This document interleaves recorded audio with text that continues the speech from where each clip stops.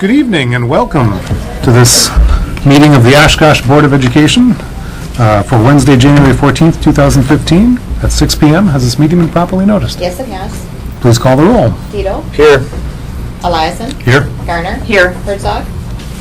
Lumberger? Here. Saginaw? Friedenhoff? Here. We have a quorum. All right. Well, this evening we will be led in the Pledge of Allegiance by two students from Merrill Elementary, Genevieve and Cash Kohler. Please rise and follow them in the Pledge of Allegiance. I pledge allegiance to the flag of the United States of America and to the republic for which it stands, one nation, under God, indivisible, with liberty and justice for all.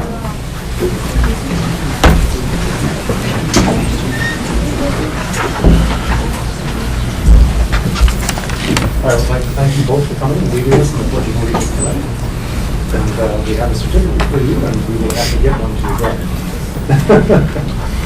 And as I tell most of the people who come and lead us in the Pledge, it's for you to stay and not only look at the artwork, but to stay for the meeting with you. But we also understand that you need to go home and get through next week. Thank you.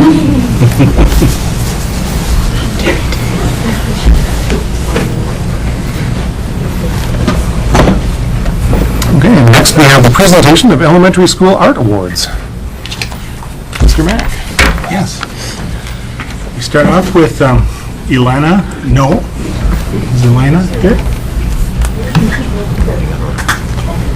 Here she comes. Too little. Here. She's coming up here. Congratulations. Thank you. Amara Kessler.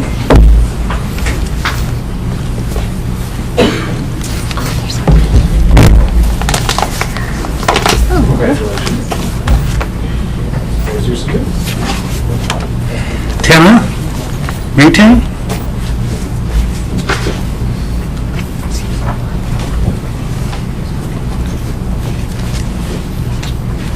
Congratulations.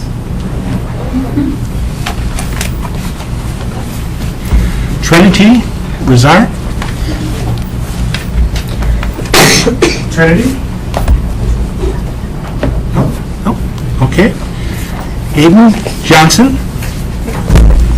Congratulations. Thank you for coming. Avery Damel.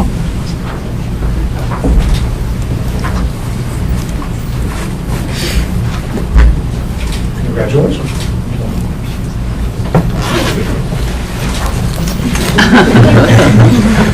Caden Rua.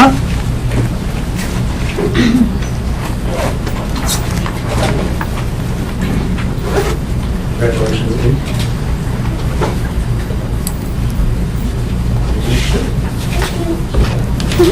Haley Marquette.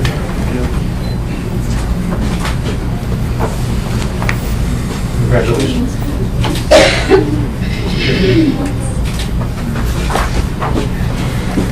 Isaac Giffers. Congratulations.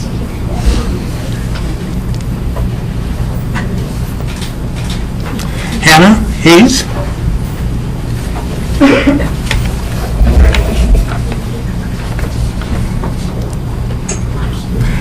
Ashlyn Taylor.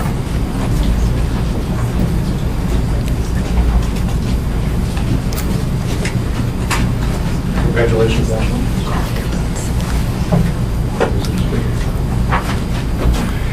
Allison Simmons.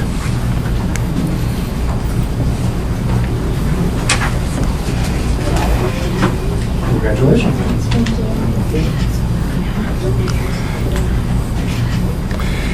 Ashley Schumann. Ashley? Oh, Ashley. Schumann? Ruby Placzynski. Ruby? Congratulations. Here's your strip. Jayed Stern.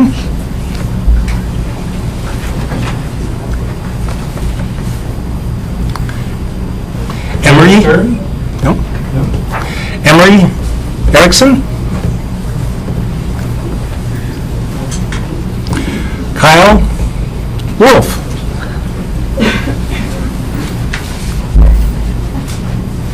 Well, congratulations. Here's your score.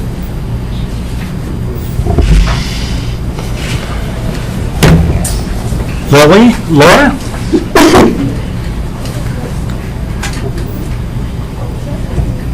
Nope. Maggie Lynch. Congratulations, Maggie. Here's your score.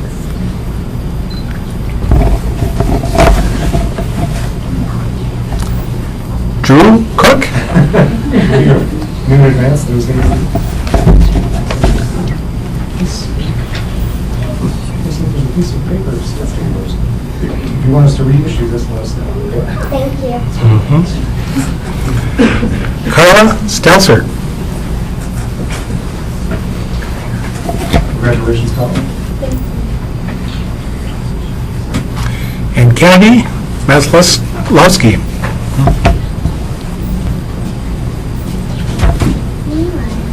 Congratulations, Colin.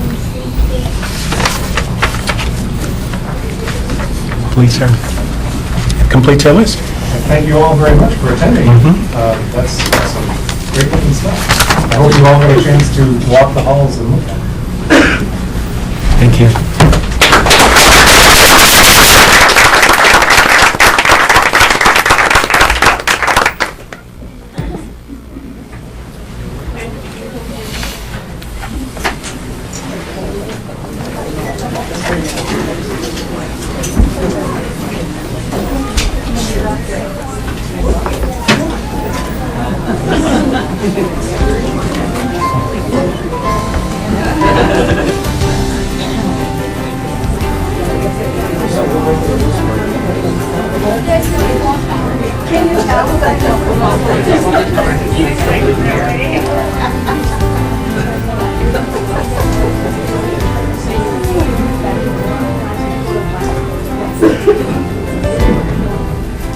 All right.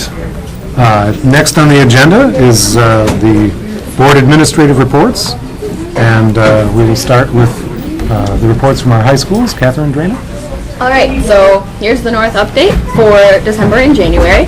First of all, you can see one of the best door decorations from our Winter Weeks Spartan holiday theme, and it says, "Do you want to be a Spartan?" And we do. Before break, the Student Council hosted Secret Santa for the teachers at North. So each day we gave the teachers a little something special. So the first 2 days were pre-made gifts, and then the last 3 days were up to the student that picked the teacher, and they could be anything from a homemade card to like their favorite type of candy, or and then Friday we had a Secret Santa breakfast where they met their Secret Santa, and then their biggest gift was given. But we also had food days for the other faculty at Oshkosh North. So they felt holiday cheer too. Last month, Bergstrom Automotive hosted a challenge for North and West. Each school had 2 days to generate as many likes for the Bergstrom Facebook page as possible. Each like was worth $5. North received a total of $10,145 for our athletic department, and we can't thank Bergstrom enough for this generous donation. Our booster club, the athletic department, school, and families greatly appreciate it. It was really fun to see it going around because each school had 2 days, and so it was a really fun competition.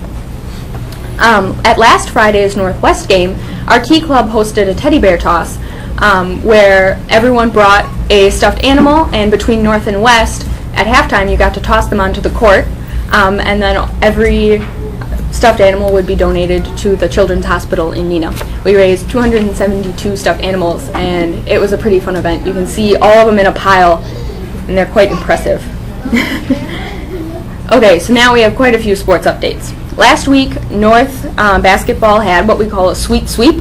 Every single team at Oshkosh North won. That's freshman boys, JV boys and girls, and varsity boys and girls against West. You can see some of the pictures from the boys game. Up there at the top, you can see Seth Taylor making a three-pointer, And to the left, Madut Majak is dunking. And those were just some of the highlights from the game. Wrestling is 4-1 in the FBA, and they're currently tied for second place. They have 2 big matches coming up on Thursday, and versus Oshkosh West and Appleton North at Kimberly. They recently took 3rd place at the New London Invite this weekend and over the holiday break, and North finished 10th out of 64 teams at the On the Water Wrestling Tournament at the Culf Sports Center. You can see Cullen Grunwald to the right, who took first in the New London Tournament, among others. And we have had a lot of sports going on, so here's the second slide. Boys swim, the North Swimmers and Divers placed 5th out of 10 in the Ashwaubenon Invite, and they will have a meet in Beaver Dam, or they had one in Beaver Dam on Tuesday, the 6th of January. The boys hockey team is currently 9-5-1, and they recently won the Waupun tournament over the holiday break, and they're getting ready for the Badgerland Conference on February 3rd through the 6th in Fond du Lac. Our varsity dance team recently took 3rd place at the Oshkosh West Invite on the 10th and competes in the Kaukauna Invite on the 17th. They're also preparing for the regional competition held at DC Everest. Alrighty, so next coming up on January 29th in the morning is a Innovation Career Conference for all the juniors at Oshkosh North and West. It's sponsored by Bemis. And the juniors go there in the morning, and then they can learn about different careers like computer-aided design, web, and social media. And there are a number of keynote speakers, including speakers from Bemis, Oshkosh Corporation, and Fox Valley Tech. Students have question and answer sessions, and as well as a career scavenger hunt. I don't really know what that means, but I'm sure it's exciting.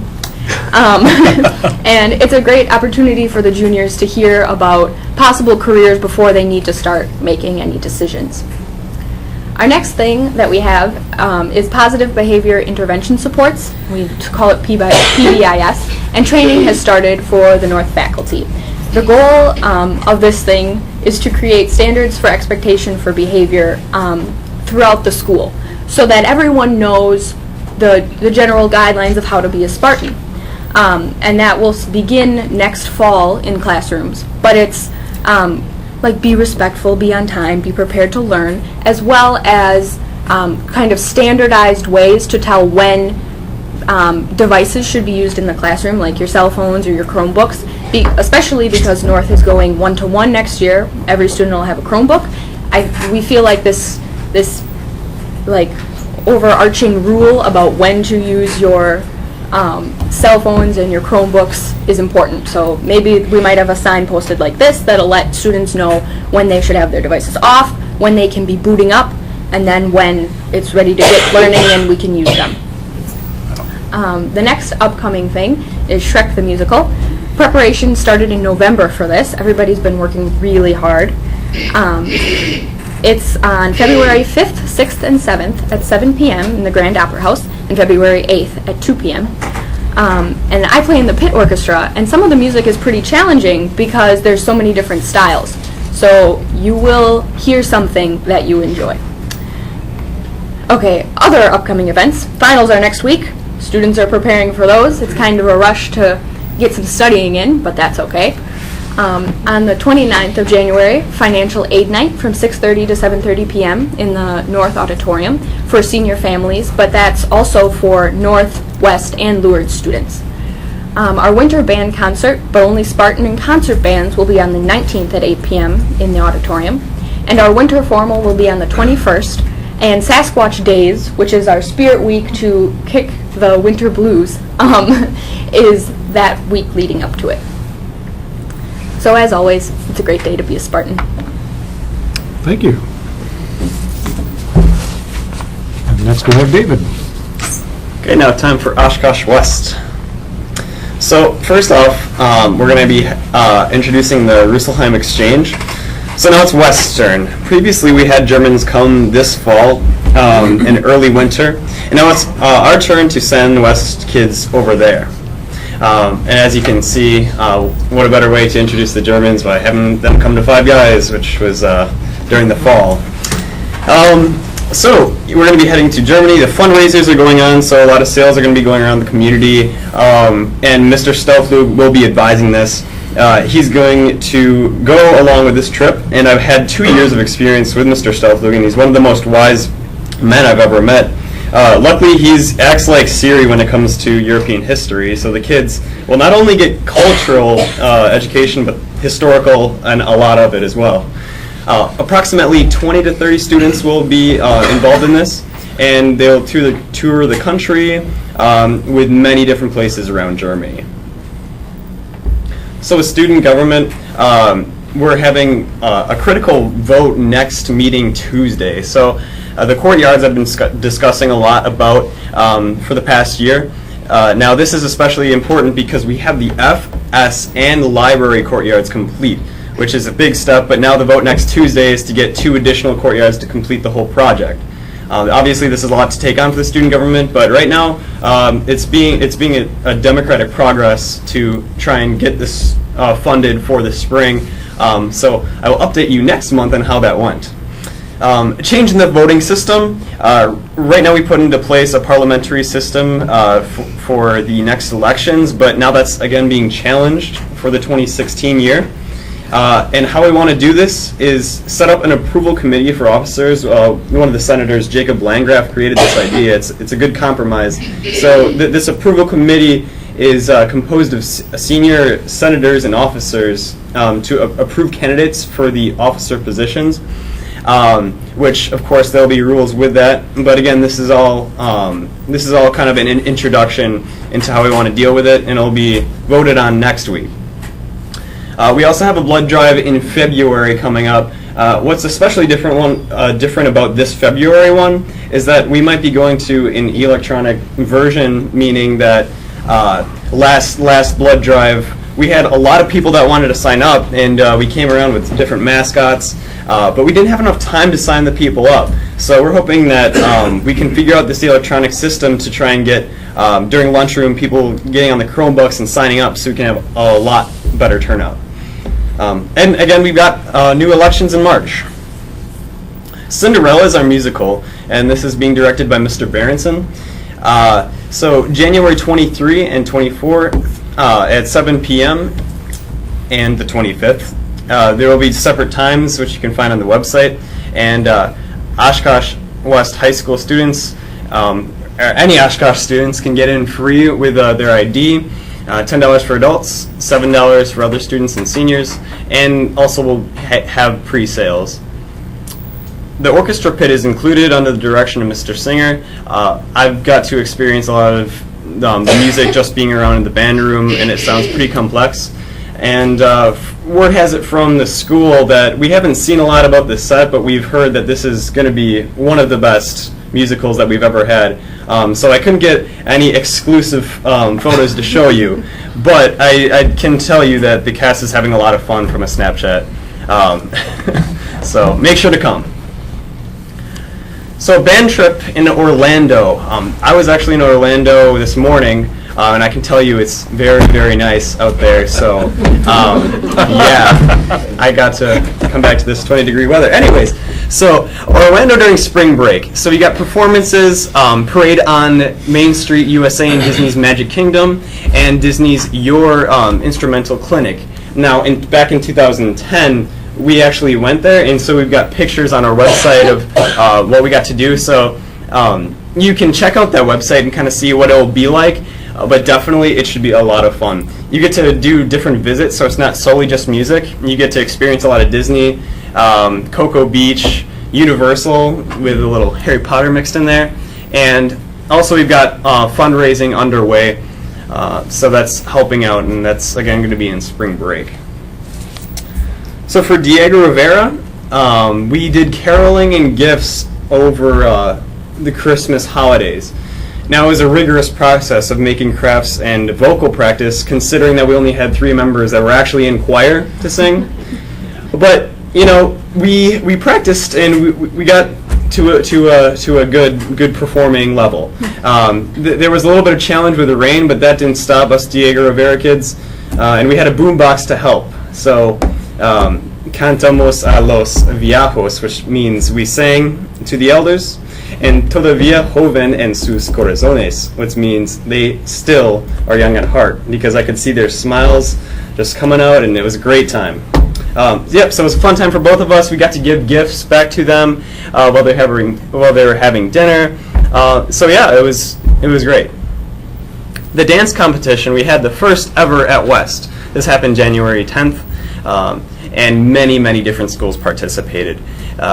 And especially the Oshkosh Northwestern got all these images. So it's really cool to see that West finally has the dance competition being held. And again, check out that website because there's a lot of cool pictures that we had there. Speaking of websites, the Index website. Our newspaper, the Index, has a website. You can go visit www.oshkoshwestindex.org to check this out because we got a new design and it looks like something Apple would have done.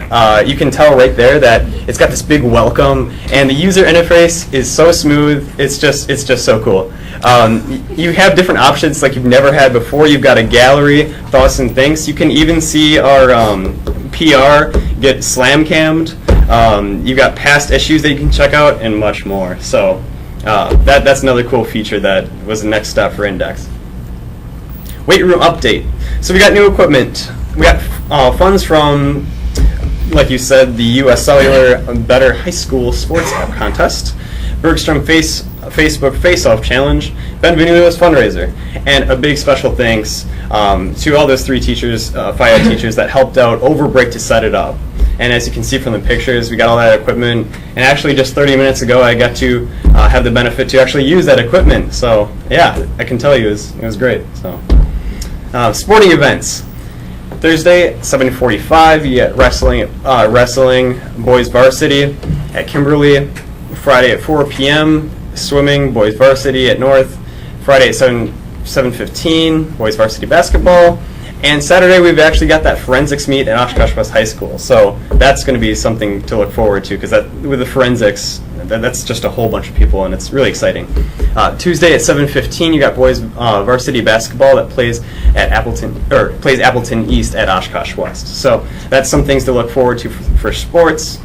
And yeah, have a great Wildcat Wednesday. Thank you. Thank you very much for that report. Mr. Mack. Well, I'm going to defer one more time. Okay. I'm going to turn over to Director Steve Eliason, who has guests here, and we try never to discourage having guests by having them wait a long time.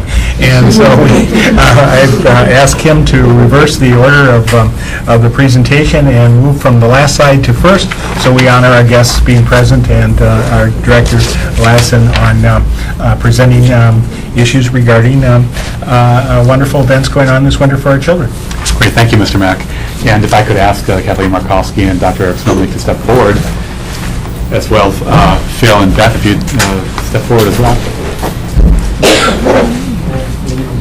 Oh, thank you.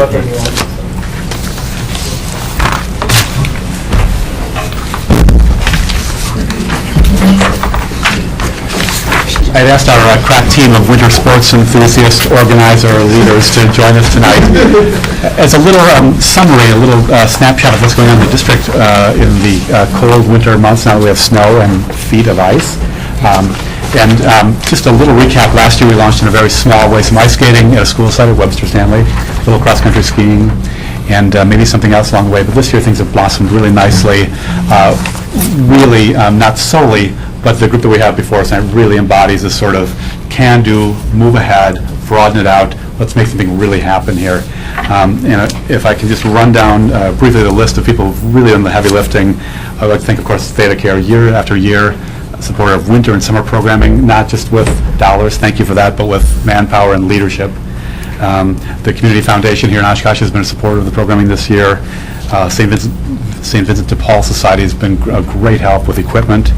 Heidi and Jason Bemis out of Sheboygan, the Wallace Family Foundation of Appleton, and then of course countless OASD staff, the teaching level and principal level and administrators.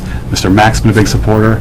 Other board members have been very active, and just across the board we've had parents and volunteers just really doing a lot of great work. So enough from me. I'd like to hear the story from the front lines.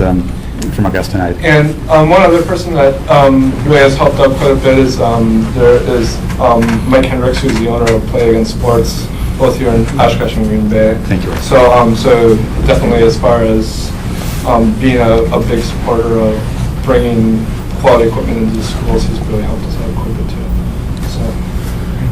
So if you could just care to share the landscape with you on skating this year and our Winterfest at Webster Stanley? Yeah, so really, I mean, what we were able to do is kind of take some of the stuff that we learned from last year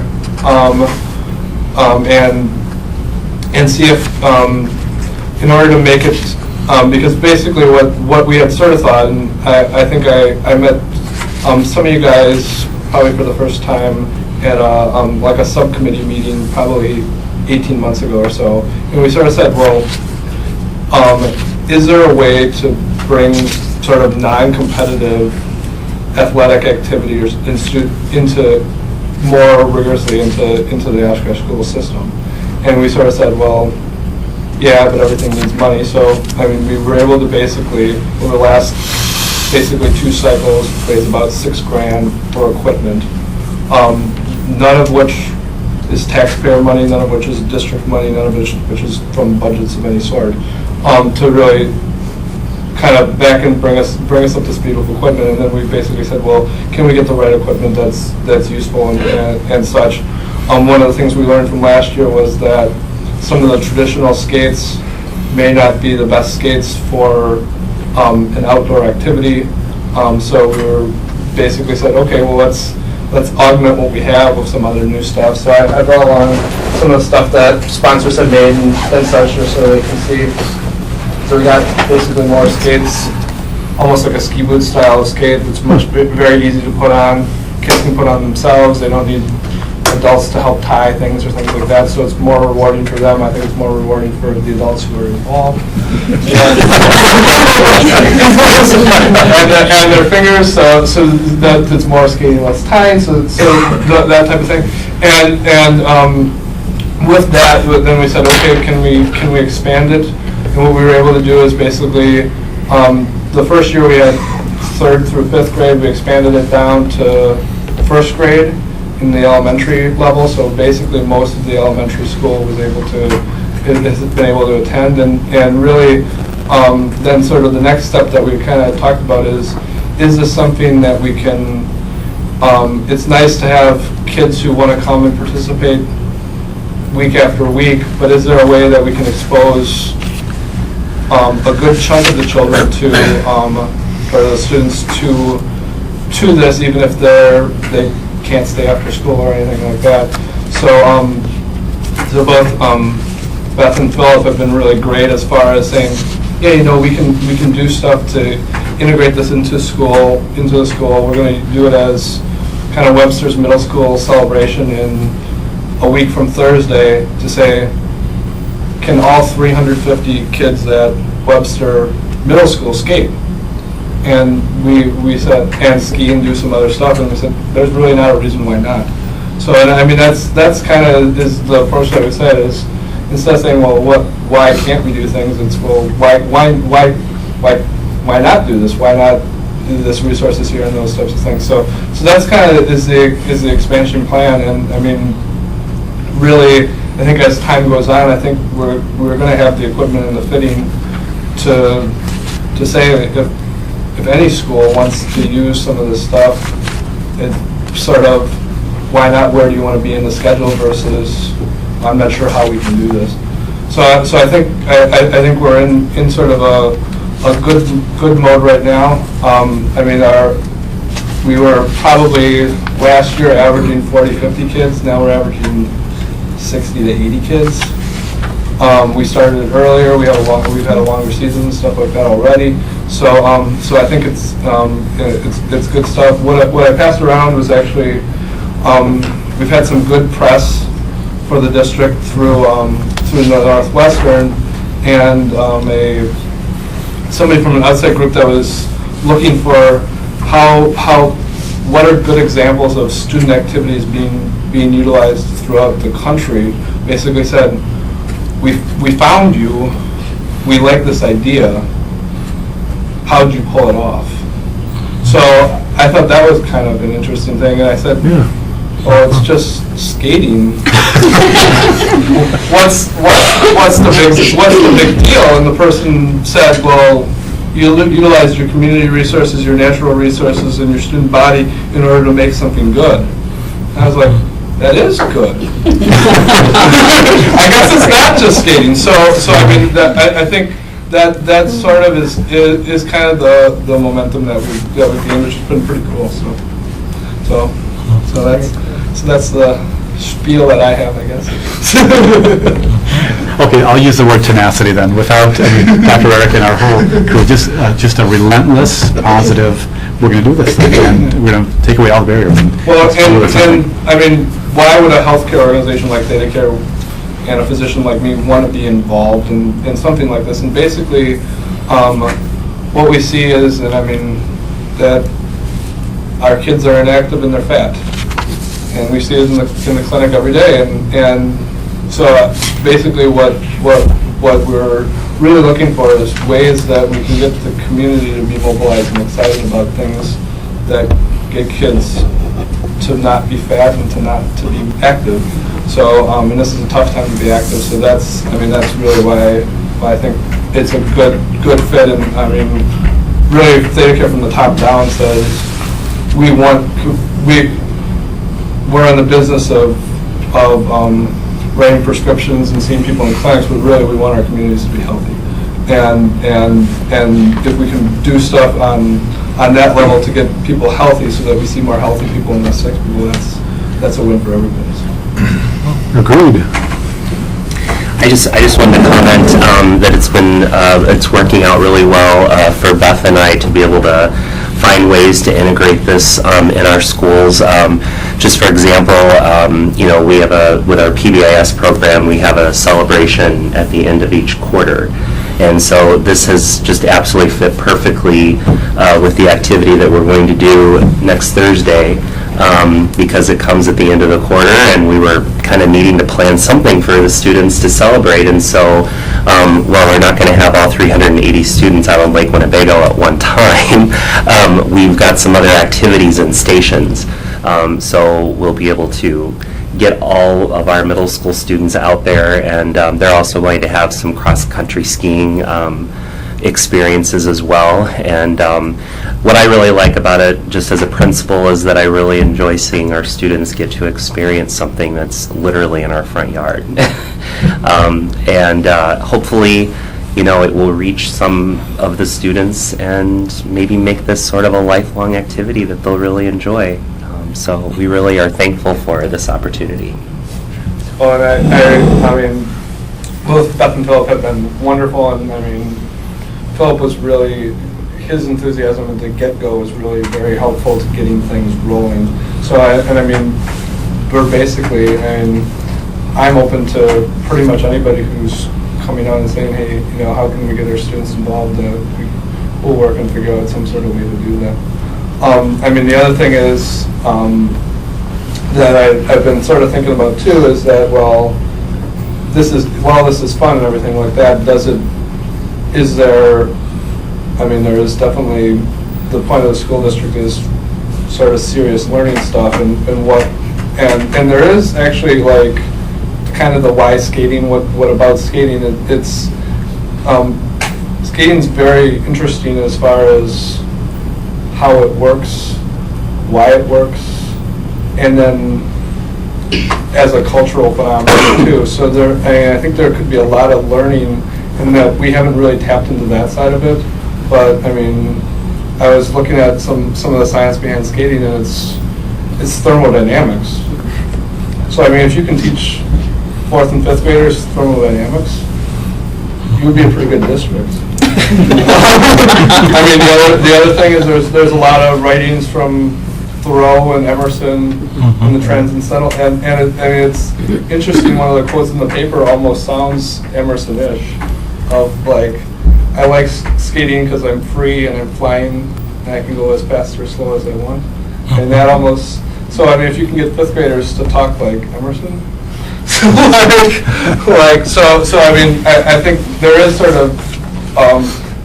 What I hope is that we can do some of that too, to get that kids are excited about skating, but then we can pull it back into some of the learning too. Fantastic.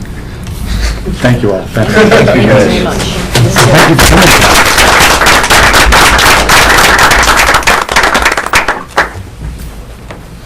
Mr. Mack. Yes, we've had 35, 36 minutes of good news about the district, and I think we'll probably add about 7 or 8 more minutes to this collection, which is joy. Student Council ringing of bells to help others. We have, bearing in mind that this is quite a collection of activities that extend from about the 15th of December on through this date, so there's some pre-holiday events being celebrated here as well. Merrill Elementary Student Council helped with the Salvation Army by ringing bells at Pick and Save in December, and help those who were less fortunate. Marlo Osmond, Franklin Elementary teacher for fifth grade teacher, and members of the Student Council rang bells for the Salvation Army. Mrs. Osmond had been leading the Student Council for years. Franklin's very lucky to have her. The International Book Club at Roosevelt. This is another wonderful engagement with the community. Thank you, Pastor John Hobens, the Oshkosh Southwest Rotary, and the Oshkosh Area School District for supporting International Book Club. Fifth graders at Roosevelt Elementary Skyped with Arab high school students in Israel. The students read the same books in English, Chains by Lori Halsey Anderson, and Habib by Norma Shayab Nye. They discussed those and wanted to learn more about what they learned through their reading. The goal of the International Book Club Network is to develop 3 life skills. The first is the capacity for critical self-examination of one's own cultures and traditions. The second is the capacity to see oneself as bound to all other human beings by ties of concern. And the third is the capacity for narrative imagination, the ability to empathize with others, and to put oneself into another's shoes. We would like to also thank the International Book Club for this wonderful experience. This sounds a whole lot like what Director Eliason has been pushing us into for a long time. See the world not just in Oshkosh. Third annual 8th grade band day on December 5th. The band department at Oshkosh West High School hosted the bands of Carl Traeger, Perry Tipler, and South Park Middle School. This was the 3rd annual 8th grade band day.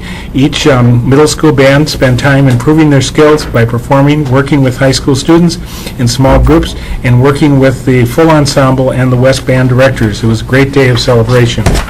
Also, a great day for recruiting of high school band members, I'm sure. Jacob Shapiro's brain-based instructional laboratory school's state fair projects. Jacob Shapiro's 5th graders presented their hard work during their state fair. Each student was assigned a state and researched his or her state's foods, industry, natural resources, physical features, and jobs.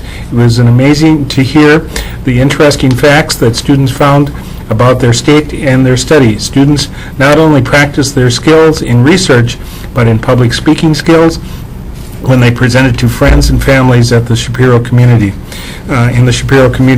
Mason was one of the proud presenters. Congratulations on a job well done for 5th graders.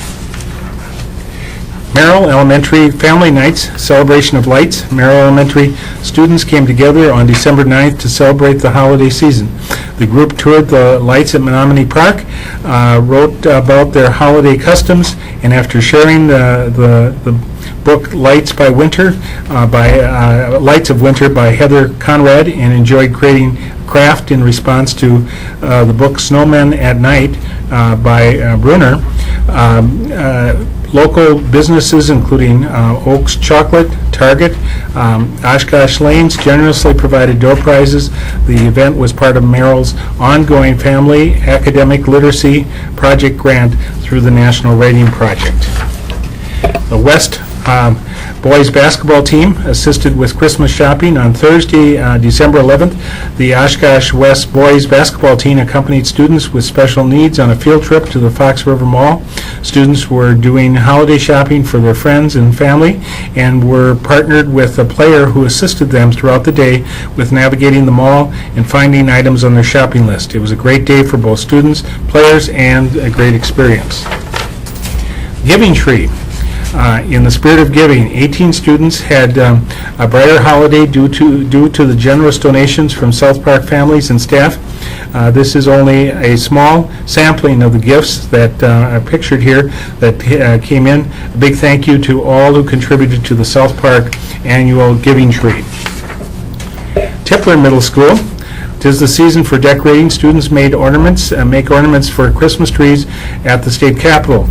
Students from Mrs. Lee Hell's class worked with Ms. Burrows to craft homemade ornaments for the tree at the state capitol in Madison.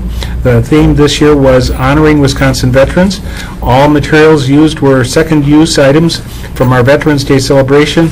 This project was a great way to be creative, show our thanks to veterans, and to care for the earth.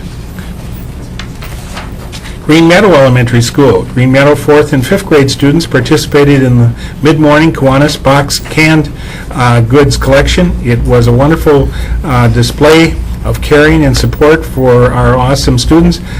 We collected over 170 items. Thank you to parents for your fantastic support, and Mrs. Shearer and student council members. Thanks to the EAA staff. On Friday, December 19th, the first graders from Jacob Shapiro Brain-Based Instructional Laboratory School were invited to perform at the EAA Holiday Luncheon, led by music teacher Mr. Jay Crow. After performance, students were treated to a tour of the museum. They enjoyed exploring the many exhibits the museum has to offer, and thank you to Michelle Holt, August Hotel, and the entire EAA staff for their support and with busing and making the experience enjoyable. Santa Claus and Mrs. Claus visited Merrill Elementary students.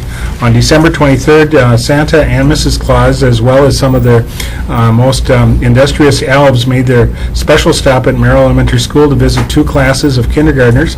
The visitors brought each student a hand-knit scarf and present of books and treats. When asked who was nice by Santa, all but one of the students raised their hands. Mrs. Claus quickly checked her list and assured the young man who hadn't raised his hand that he was still on the nice list.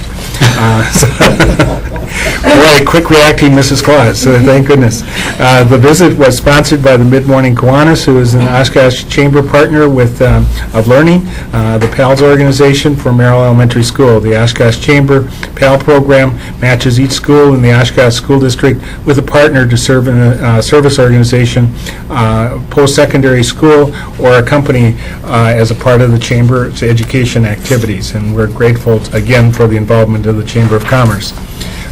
Webster Stanley Elementary DARE graduation. On January 9th, 45 fifth graders graduated from DARE program. Officers Trace Grabowski guided the students through their lessons and focused on empowering students with information they needed to live drug and violence-free lives. Police Chief Scott Gruel also addressed the students and spoke about the importance of the many lessons taught in the DARE program. Congratulations to those fifth graders at Webster Stanley Elementary. The OASD United Way campaign, the Oshkosh United Way recently announced that the Oshkosh School District increased its pledges over last year by 35%, which is one of the highest increases in the community. The district attained 96% of its target goal donation. Thank you for generosity. It also announced that the Education Division, which included OASD, UWO, and Fox Valley Technical, ranked second in the major divisions in the community, and we're also grateful to board member Barb Herzog, who co-chaired the United Way Committee, and I think was a positive influence on probably making those numbers increase for Oshkosh School District. So well, I think there were many people, including Superintendent Mack, who announced the first day of school, and all the staff were at the West Auditorium that this was a great thing. And as a co-chair of that effort, I'm most grateful for everyone in the school district who contributed to this and recognize that so many of our families and the students in our community benefit because of these dollars. The campaign is still going on. There's still an opportunity to give if you haven't in the month of January. So thank you for your report. Sure. Well, thank you. And these were all activities of the past, but we also have activity coming up this coming Monday. Merrill Middle School is to host a Martin Luther King Day Assembly on Monday, January 19th, where Martin Luther King's birthday is observed, not the exact day, but the middle school students and staff will host a Martin Luther King Assembly titled His Legacy to Mine from 8:30 till 9:30 in the morning at Merrill Gym. All are welcome, and it's beginning the efforts that we have underway that as our community has grown and changed and become more diverse, that a greater attention to the national observance of Martin Luther King Day is important, and I congratulate the staff and Principal Olson for taking this project on. So with that, the last is a list of activities. The superintendent in the last number of weeks, never a dull moment, and I think the discussion has been from Sherry that occasionally I could use roller skates to get to every place, but it's working well. Thank you. Do you want to mention to people what tackling wicked problems is?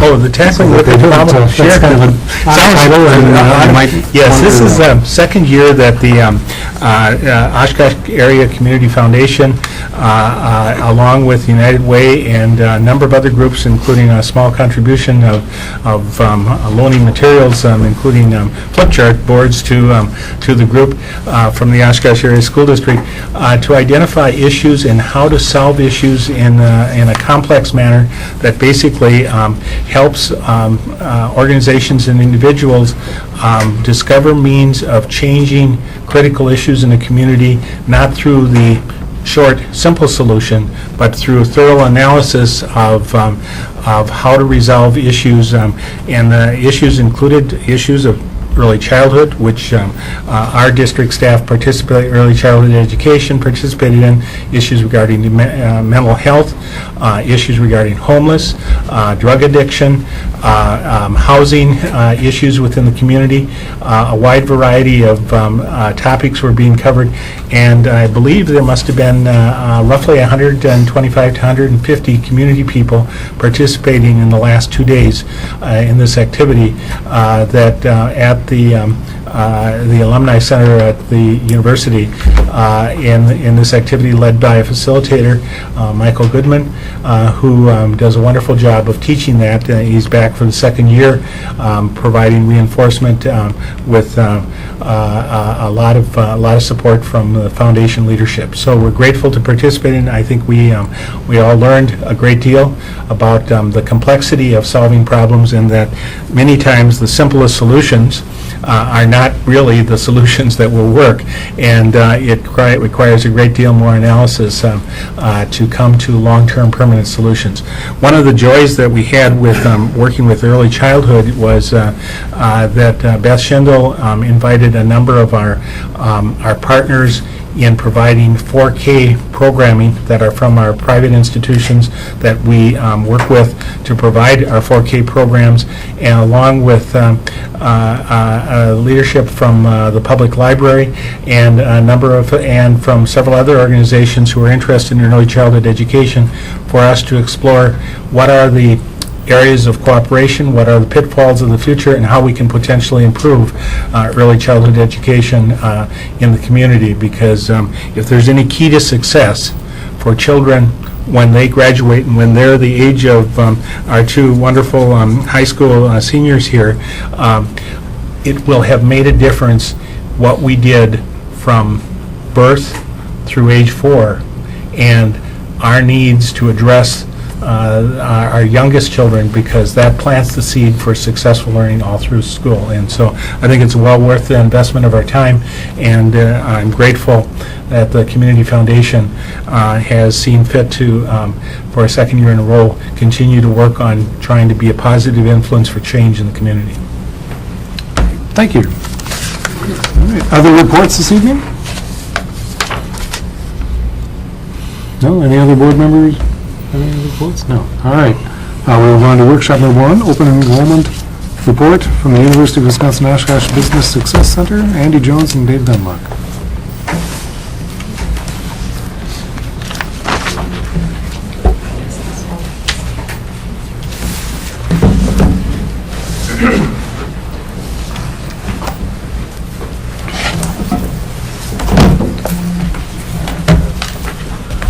Good evening, everyone.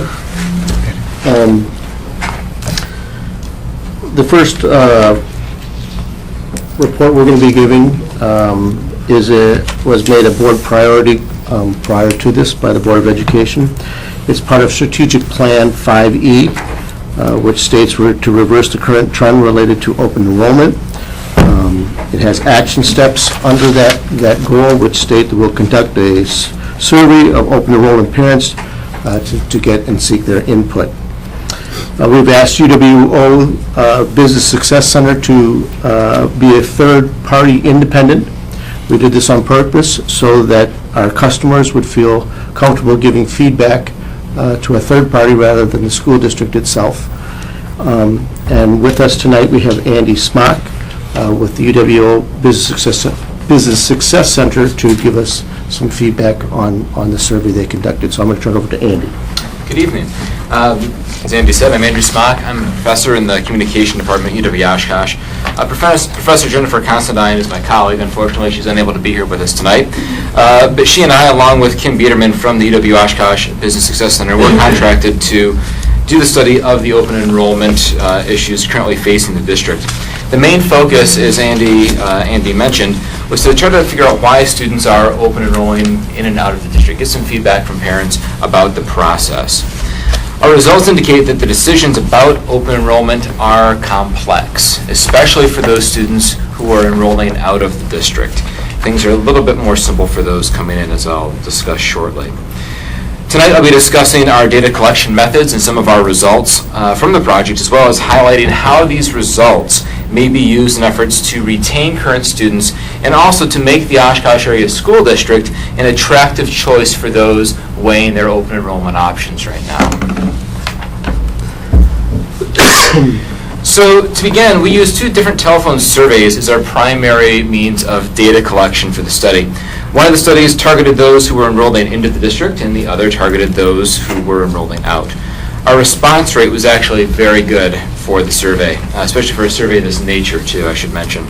The group that has students enrolling into the district had a 53.5% response rate. That accounted for right around 50% of that student population coming in. The group that is enrolling out, we had a 37.5% response rate for that group, and that accounts for about 40% of that student population. The questions that we asked on the survey were based on themes from focus groups that were another part of the project. You'll note at the end of the report we do talk about the focus group aspect of the overall project. And during focus groups there were many themes that came up, and we used those themes to form questions to ask on the survey. Those themes related generally to reasons for participating in open enrollment and also where people were gathering information as they were making those open enrollment decisions. Excuse me. The large majority of the questions on the survey used a Likert type scale where people were indicating on a scale of 1 to 7 how important these different reasons for participating in open enrollment were in their particular case. We also asked some open-ended questions. The one you're going to hear me talking the most about this evening is one in which they rank their top 3 reasons for exiting or entering the district. For our analysis, the quantitative data was analyzed using the software SPSS. Essentially, I did a descriptive data analysis to determine the number of responses for each answered question. And while I was doing that, my colleague Jennifer was doing the open-ended data analysis and essentially going through all these comments of what people's top 3 reasons were and other things that they said and categorizing them by theme. We did these completely separately, but everything matched up. The same themes in terms of their importance were emerging from both sets of data, which was a nice thing to see on our part. We enjoyed seeing that. That's always a good thing.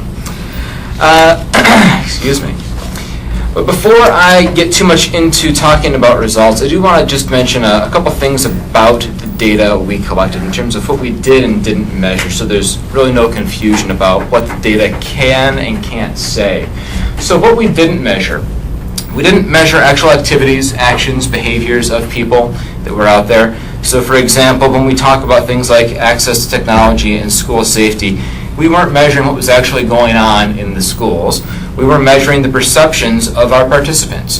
How do they perceive the importance of these things? What were their experiences with them, through their children, etc.? Those participant perceptions, as I've already mentioned, we measured in terms of their reasons for participating in open enrollment and where they were getting their sources of information. I should also note that, while it is, as I mentioned, participant perceptions, that's what we want. That's what we were after, and that's what we got. With participant perceptions of what's going on here and why they're making the decisions they are, that helps us to better understand this whole open enrollment puzzle. It really begins to unravel it to a degree. I should also note that, of course, this data does not necessarily reflect all of the opinions of parents and guardians of Oshkosh Area School District students. It's a very small percentage of students and families and households that are engaging in open enrollment currently. So as I get into discussing some results here, I've organized things using that top 3 reasons question to really kind of highlight why people say they are coming in and going out of the district. And as I go through, I'll be supporting that with some of the data from the more Likert type questions from the survey. We're going to start with this theme that emerged, or reason I should say, that we're calling convenience and location. When we asked people what their top 3 reasons were, those who were coming into the district overwhelmingly cited this as why they were coming to Oshkosh. And we'll talk about convenience, location, what all that means in a moment. But 74% of participants stated this was the reason, this was why they were coming in. When we look at that group of participants who were taking students out of the district, it's a much smaller number, it's 28%. So what does that mean? What are we talking about convenience? Well, talking about, for the most part, where the school exists in relation to where a parent works or an after-school caregiver works. That's why people are coming into the district. It's the biggest reason, without doubt. You can see other questions that we asked in that same kind of spirit of convenience and location, how they broke out. We have, enrolling into on the left here and enrolling out of on the right. What we see with these percentages is participants found these items to be either very important or extremely important.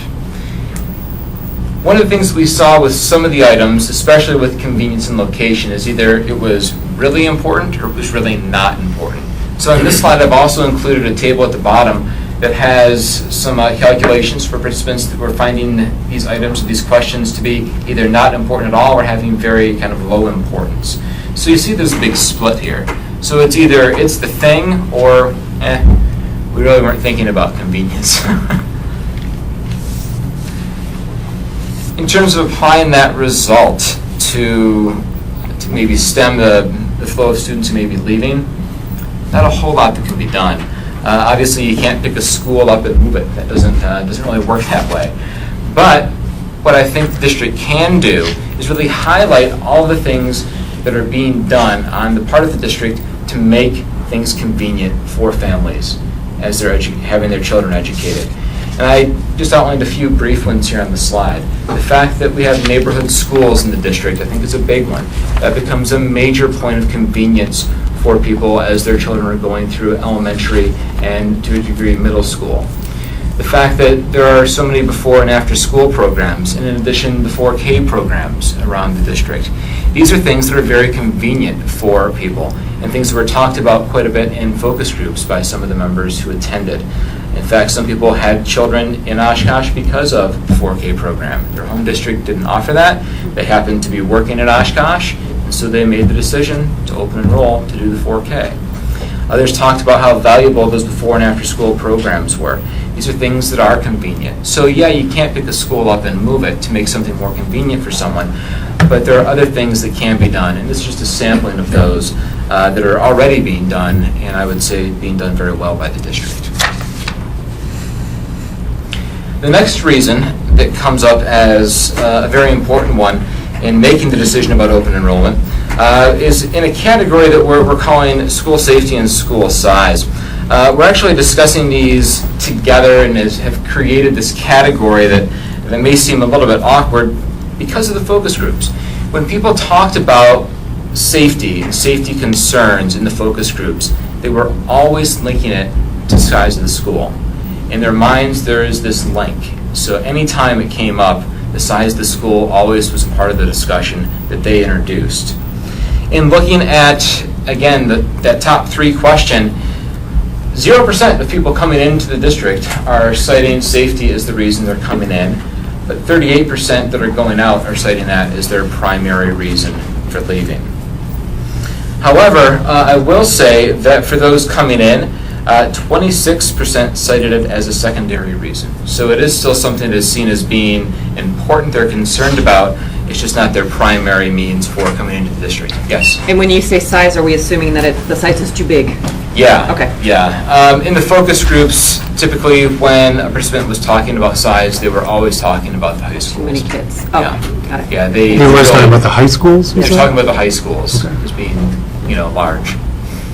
Yeah, they weren't saying elementary schools are too big. We weren't getting that. Okay. So some supporting data here. These are just safety and school size items from the survey. Those that participants were finding very important or extremely important. So safety is important for folks. For those coming in, again, it's not the driving factor. We already know that's convenience, but it's important to them. It's something that they're definitely paying attention to as they're making their decision about where to send their children. So we see large numbers for both enrolling in and enrolling out of the district on all those safety items. When we look at school size, we do see some differences there. You'll note that enrolling out of the district, it was, in terms of percentages, seen as being a more important factor than for those who are coming in. So again, we kind of see those same things that we heard in the focus groups echoed here in this data, and also some of the things that we saw in the open-ended questions about safety and size. Quick question. You bet, yeah. So enrolling out of district could also be staying in Oshkosh but going to a private school. I'm sorry, could you repeat that? Enrolling out of the district could also mean staying in Oshkosh but enrolling in a private school in Oshkosh.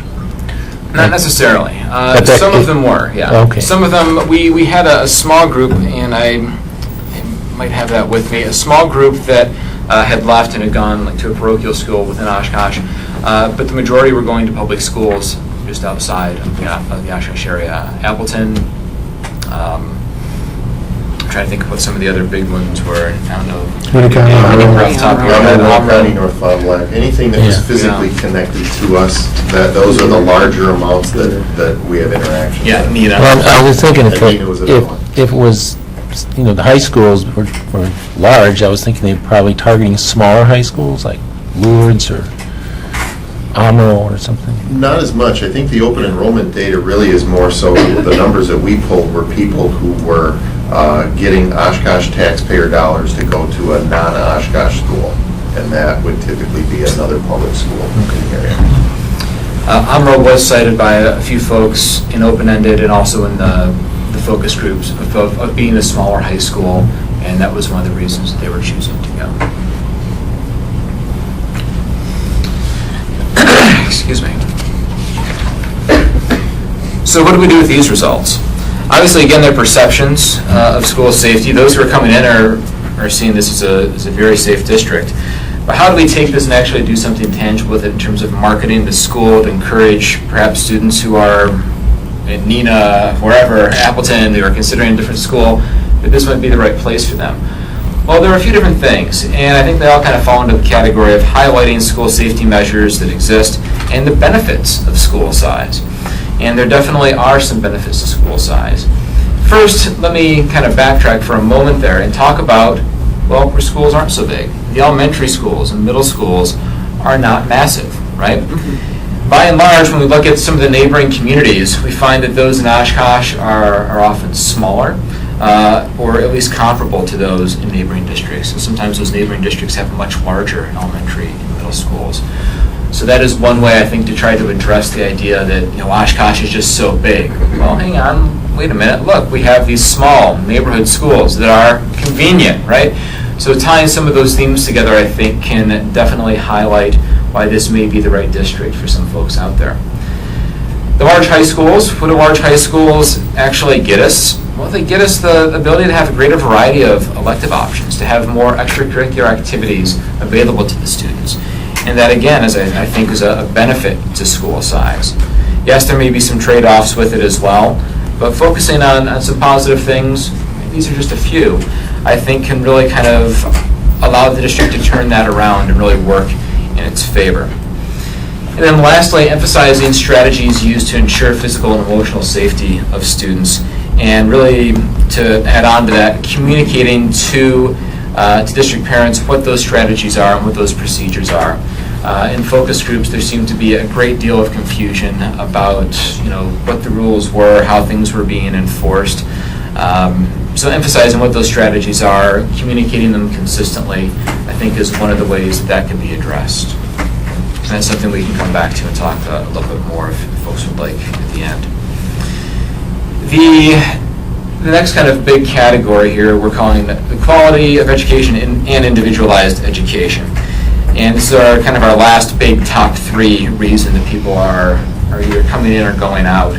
9% of participants stated that this is why they were coming into the district, that it was a place where they knew their students were going to get a good quality education.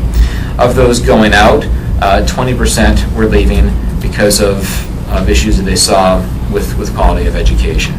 If we look at some of the survey data and some of the more specific questions outside of that open-ended, we see how things break down a little bit differently here. In terms of those coming in, laser pointer here, those coming in, we see some real comparable numbers here. These really aren't that far off in the grand scheme of things.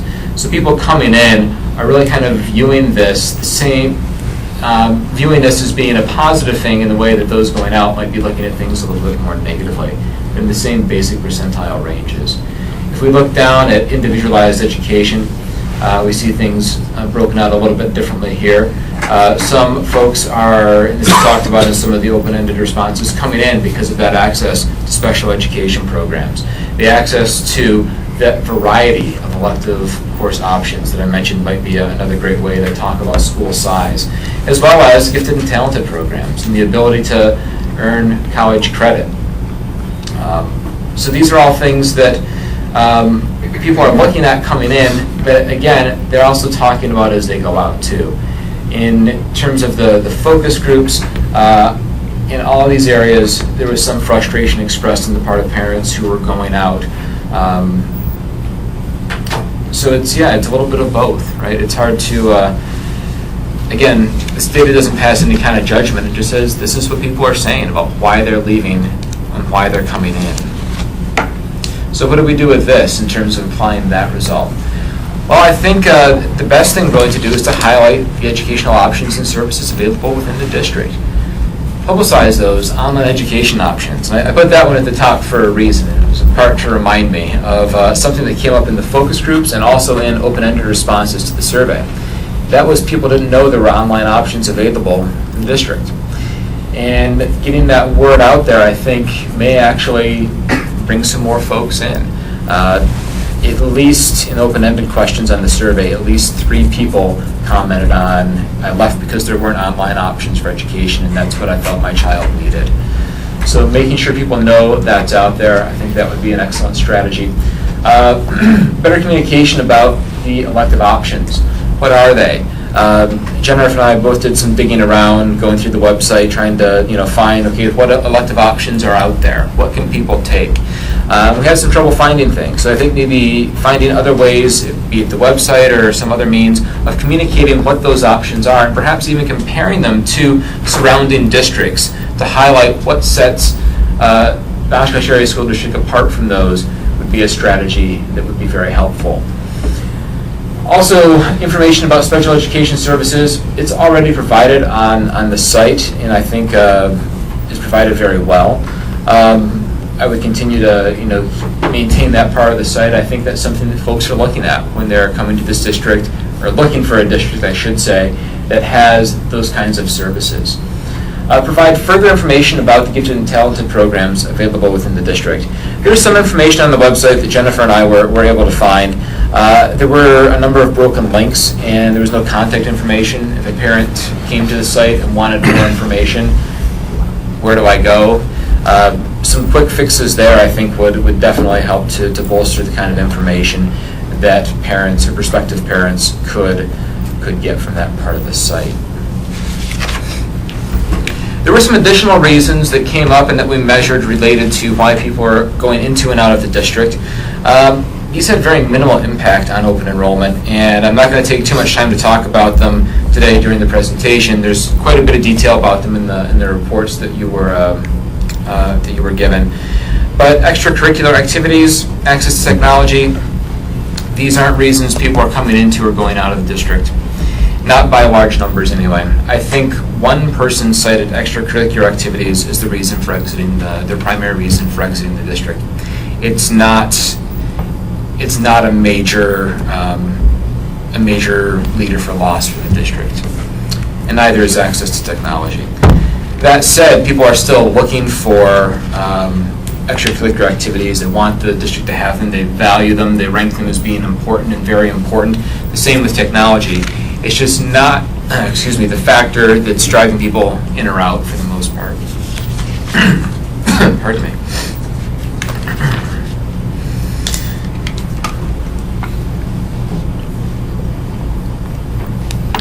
So we also wanted to know, where are people going? Where are they getting their information when they're making decisions about open enrollment? A lot of them are going to the teachers. They're asking teachers. They're communicating with teachers about what's going on. Again, like the previous tables, this one is illustrating those responses that were very important or extremely important for these particular information sources, again, sorted by enrolling into on the left and enrolling out on the right. So teachers are the biggest one. School administrators are next, especially if we're looking at enrolling out of the district. 59% people are communicating with administrators quite a bit. At least they're reporting they're communicating. Again, their perceptions and their own self-reports, they say they're talking to administrators quite a lot. A little bit less for those who are coming in. And parents of students in the district, 26% and 46% for in and out respectively there. And then some bigger numbers for friends, family. The school district's website is seeing a bit of traffic according to this data, as are the individual school websites out there. In terms of social media, it's not seeing much action when people are making these kinds of decisions. Very, very low numbers when it comes to social media there, which actually surprised me a bit. Clarification. On the enrolling out, district website, school website, is that our website or the district they're targeting is their website? It's a little bit of both. What we were trying to capture with this was how people are going out and looking, essentially. Okay. And so we didn't get into when you're going out of Oshkosh, when you're going into your new district, are you looking at different things? We're trying to capture it all together because we thought that might be a little bit more helpful in terms of understanding when people are coming in, other things they also may be looking at. Yeah, because I'm just thinking maybe they're shopping online, going to district websites and looking around for particular things. It'll be interesting to know what they're looking for on those websites, if that's what they're doing. I think the things they're looking for are those big three reasons. Okay. I think they're looking at, convenience. Does the district have before and after school care? Do they have that 4K program? Is it going to be easy for me to drop my child off? I think they're looking for those big three. Something to note here. Oh, I'm sorry, yes. So I'm looking at the enrolling out of OASD, Yes.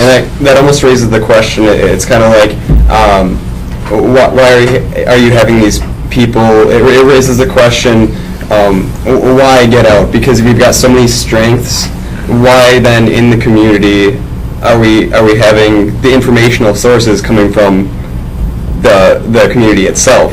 And see, I'm looking at, like, we've got one great thing with location going on, but why would teachers, administrative, why would that be a reason why they're enrolling out from informational sources. Sure, that's a good question.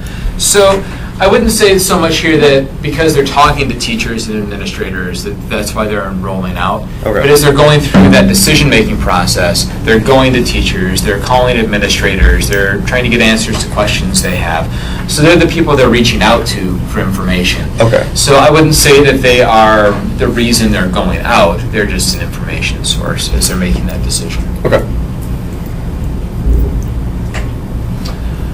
So we grouped, we looked at these a little bit differently too. We looked at teachers, school administrators, and parents of students in the district as being more influential, even though some of those percentage numbers were higher for things like family, friends.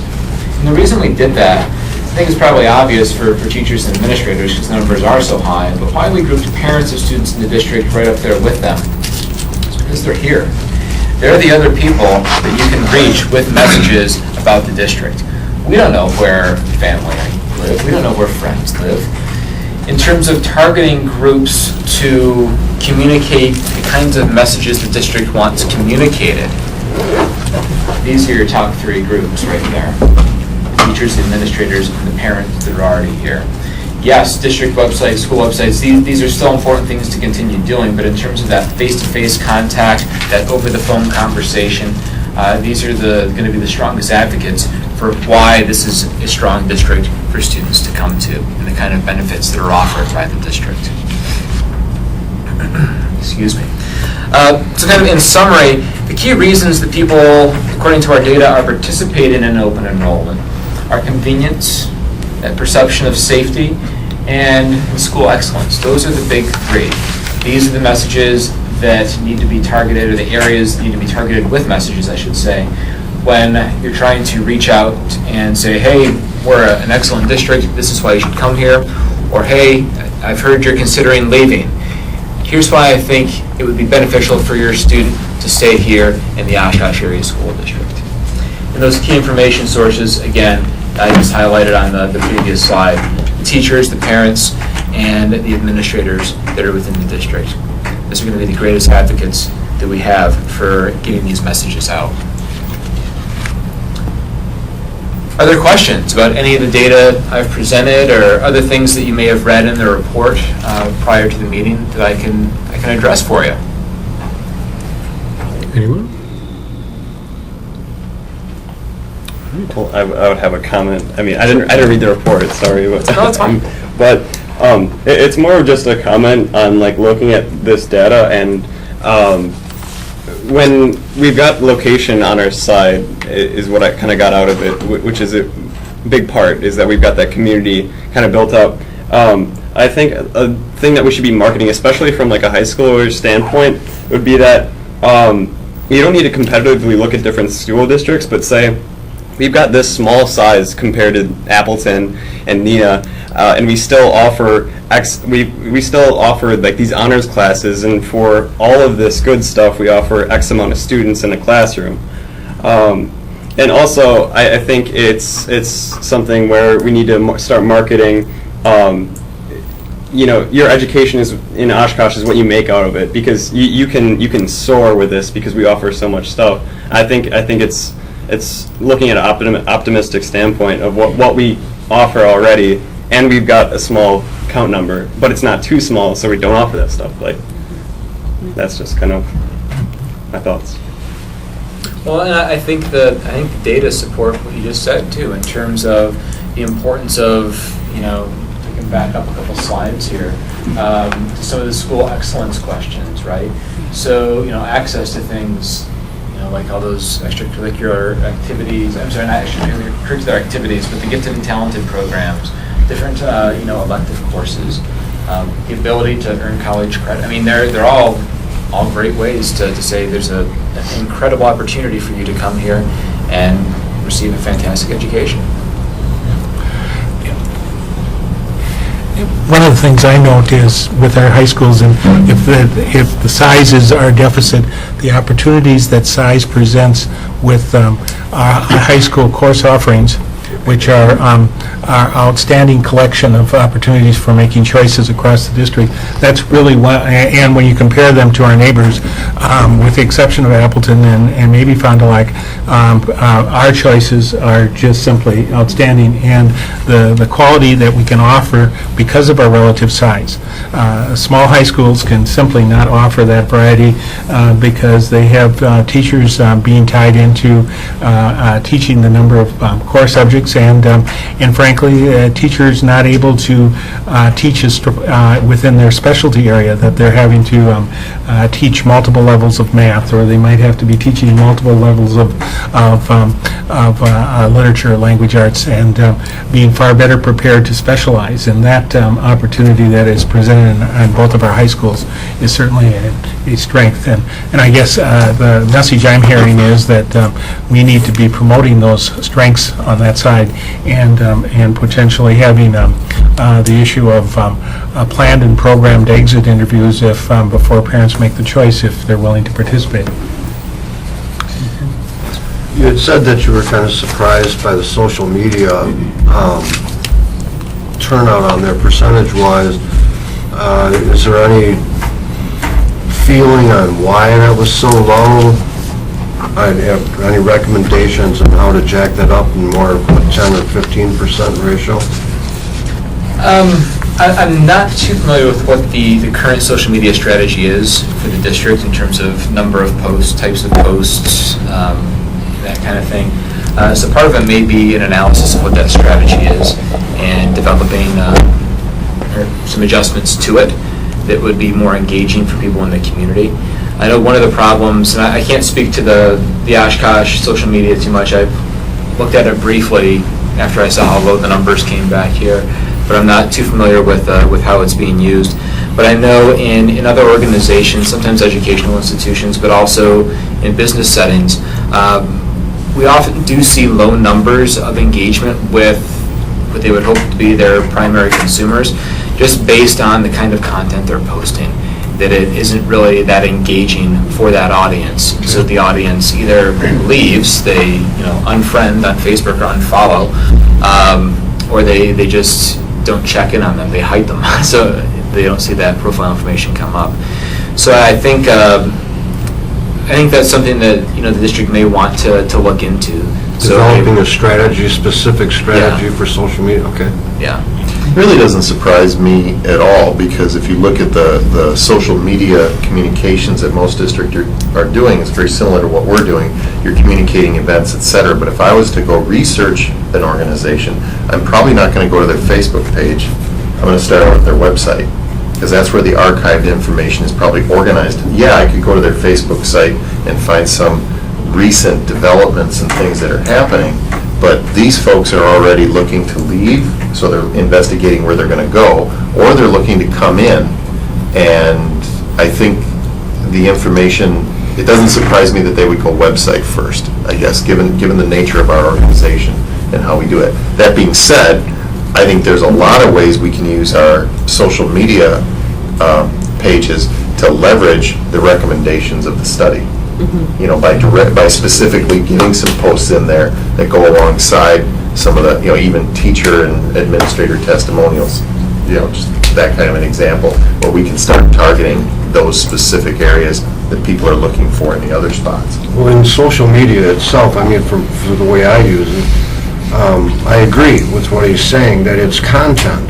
There's some pages, who cares? Right. There's other pages that you go back and you regularly check, and for myself, I will usually go to the website secondary. I will first become informed about this of interest, right, and then, because of what's being said on the Facebook page, go and check out the website. So I'm just saying that 6% does seem to be fairly low. Yeah. But given that the nature of the activity information we post, it's not, it's more static, and it probably should not be. I think that might help. And going along with that, like in a business environment, like when I worked at Marcus Cedars, I got to control the Facebook page, which was pretty fun. But I got to go and learn about organic views, stuff like that, and how to really promote your social media through what they gave me. And it's you need to be more dynamic with what you're posting, because that increases your reach to research, because then you can attract different angles at what you're trying to get at, and then have a greater follower base. So I mean, revising the social media, I'm not familiar with it, but that would be cool if you could get different angles that engage different types of groups to be engaged in the social media. Perhaps the strategy would be to put a high school person in charge of our social media. And I think that for North's Facebook page, I follow it, that's where I get a lot of the pictures from. We post highlights of fun things that are going on or accomplishments of the students, but that's not necessarily what you're looking at when you're coming into a school. So that could be another reason. They aren't looking for who won first place in the wrestling tournament or what your homecoming spirit week days were. And that's what we use our Facebook pages for. So maybe having a more diverse, outlook would be helpful. Let me grow on that, because maybe what you could do is have like a social media base, like, I know it's kind of a tangent, but have a social media base for students where you can figure that stuff out, and then have a different research thing for, okay, what can this district offer my kids? So maybe different types of environments they can look into. Great discussion.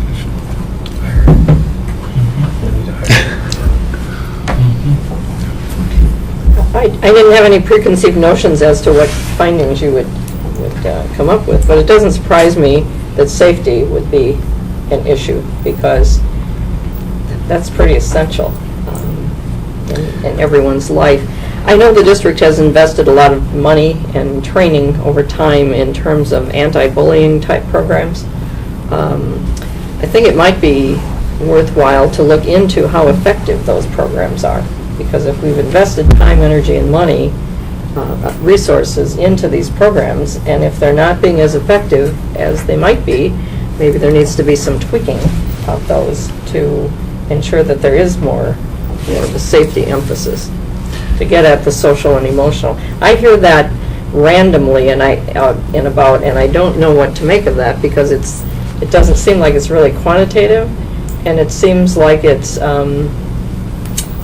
generalized, and so it's hard to determine, what do people mean by bullying, and how does that apply in a specific situation. So I guess I'm saying I'm not sure how to get a handle on that, but I do know that there have been a lot of efforts over the years to try to eliminate bullying in the schools, which I think is a great outcome, but I think we need to find out how effective those programs have really been.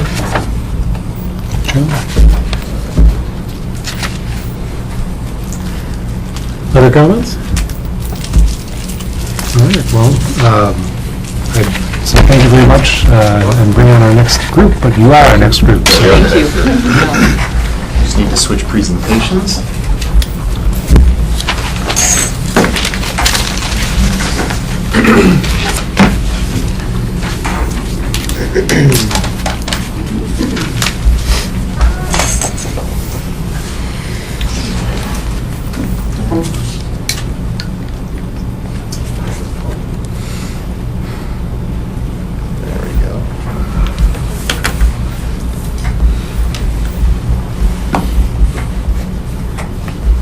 Okay, the next presentation is on school start and end times, the actual study that we're looking at doing.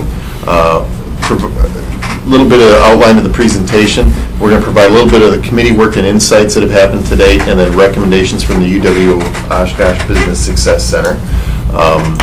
Just to provide a little history, I know most people in this room know this history, but not necessarily everybody who may be watching the board meeting. The school start times, the school start and end times were changed as a result of a state-imposed budget cuts. That was 2 years ago. So this work was actually being done in the 12-13 school year and was approved by a committee of community members, and then, of course, finally approved by the Board of Education to be enacted for the 13-14 school year.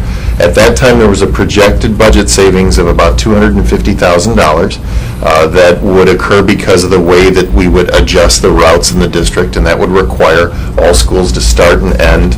All the elementaries would start at the same time and end at the same time, and same thing with the secondaries, and then we would reuse those buses. the actual transportation savings, once we enacted this, as often happens, you think you're going to get X amount of savings, and when you actually enact it, you have to make some adjustments to make it actually work. We had a net savings of $180,000. And that was partially due to adding back some of the buses. Correct. We had to add back some of the buses to deal with some of the issues that were occurring at that time. The result was the elementary schools are starting earlier and the secondary schools were starting later. The board, about, I'd say last spring, was getting some concerns from various constituents, and they said, is there any, can we do something about this right now? And one of the things that we talked about was, well, we really couldn't at that time for the 14-15 school year because everything was in play. So what we asked was for the opportunity to go ahead and do a little bit deeper look into this and then bring it back to the board at this time. So we were tasked with, again, what we want people to understand, and again, the board is well aware of it, but again, for our people that are viewing this at home, it is, the start and end time is a very, what may appear to be a very simple act, has ramifications in many different parts. From the school district side, if you would be, it impacts budget, it impacts the bus company operation, it has an impact on sports, it has an impact on attendance rate for students, it has an impact on academics and city bus operations as well. From the family's perspective, it impacts people's work schedules, their pickup and drop-off times as they try to accommodate those. Daycare, supervision of students at home if they're not going to be home when the student comes home or leaves school for that matter, and a variety of other reasons as well. Some more background information that people need to understand about this topic is, first of all, many people think it's related to athletics and how does it impact that, and we're going to talk about that a little more in depth, but 34% of the students participate in athletics at North and 38% at West, and you'll see why this is important when we talk about this topic in the next couple slides. And again, another background or base information that you have to know is that student athletes regularly leave school for games and events, typically near the end of the day. This has been a common practice for years. Okay. Other background information. As I said, there are just a host of factors that impact this. And tonight's presentation here is really informational. We need more input yet. And we're going to seek that, as you'll see at the end. But we need to have a recommendation to the board, and it will be on by February. If we're going to make any changes, and we're not saying we are, but if there's any changes to the start and end times, it must be enacted probably in February, so all of the pieces that we've talked about already are informed and start to make those changes. So again, let me emphasize for, again, our home audience, this is just merely information we're presenting tonight. There has been no decision made. This is not the decision-making meeting. This is more informational. So the first area that we're going to cover is the budget, the finances. How does this impact finances? As Dave alluded to already, if we were to change back, I'm going to call it the old or the original start and end times, if we changed back, the savings that we recouped, the $180,000, we'd be looking at $180,000 to make that change. Because again, of the routes we were able to save and combine and all those types of things, we would now have to undo that. The second area that I like to think of it as the spokes. The second spoke would be the bus company. Now, how does this impact the bus company start times? Well, you have to understand that we have to have enough time in between the elementary and the secondary time to create these efficiencies. You also have to know that more elementary students ride the bus than secondary students. Now, I'm going to do my best to explain this, but this is how it goes. Our elementary students, there's a larger population, as I said, ride the bus. Okay? So by putting them first, one might think, well, can't you just flip it? And, if you had 10 buses for the first route, you have 10 buses for the second one, what's the big deal? It should be pretty easy to do that. Well, in point of fact, it is not. The larger population or more kids riding the bus in the morning. What we have here is the problem is time is our enemy because of the time that we say that we're going to start school. And if we have to, let's say again, hypothetically I'll make a very small example, it's nothing like this, but let's say we had 10 buses to go out to get kids to one school. Well, by having it in the morning, the bus company can actually, if they say, hey, we need another extra 10 minutes to get this done, not a problem. We just start a little earlier. And so there's no time constraint, or, some, but they have a variable they can adjust, okay? But however, if we say then, if we move that same group and say, let's put the high school kids first, well, again, we have that same variable, we can adjust.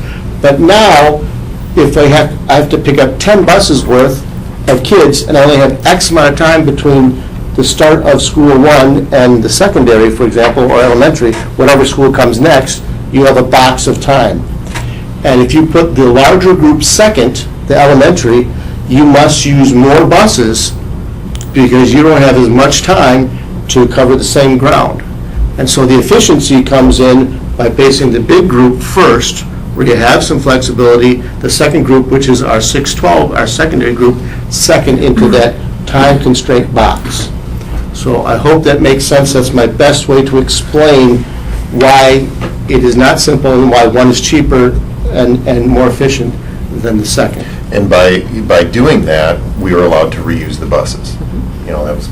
They're all on the road, so equipment's already there. So that's the simple version of a little more complex thing that actually happens every day in our school district.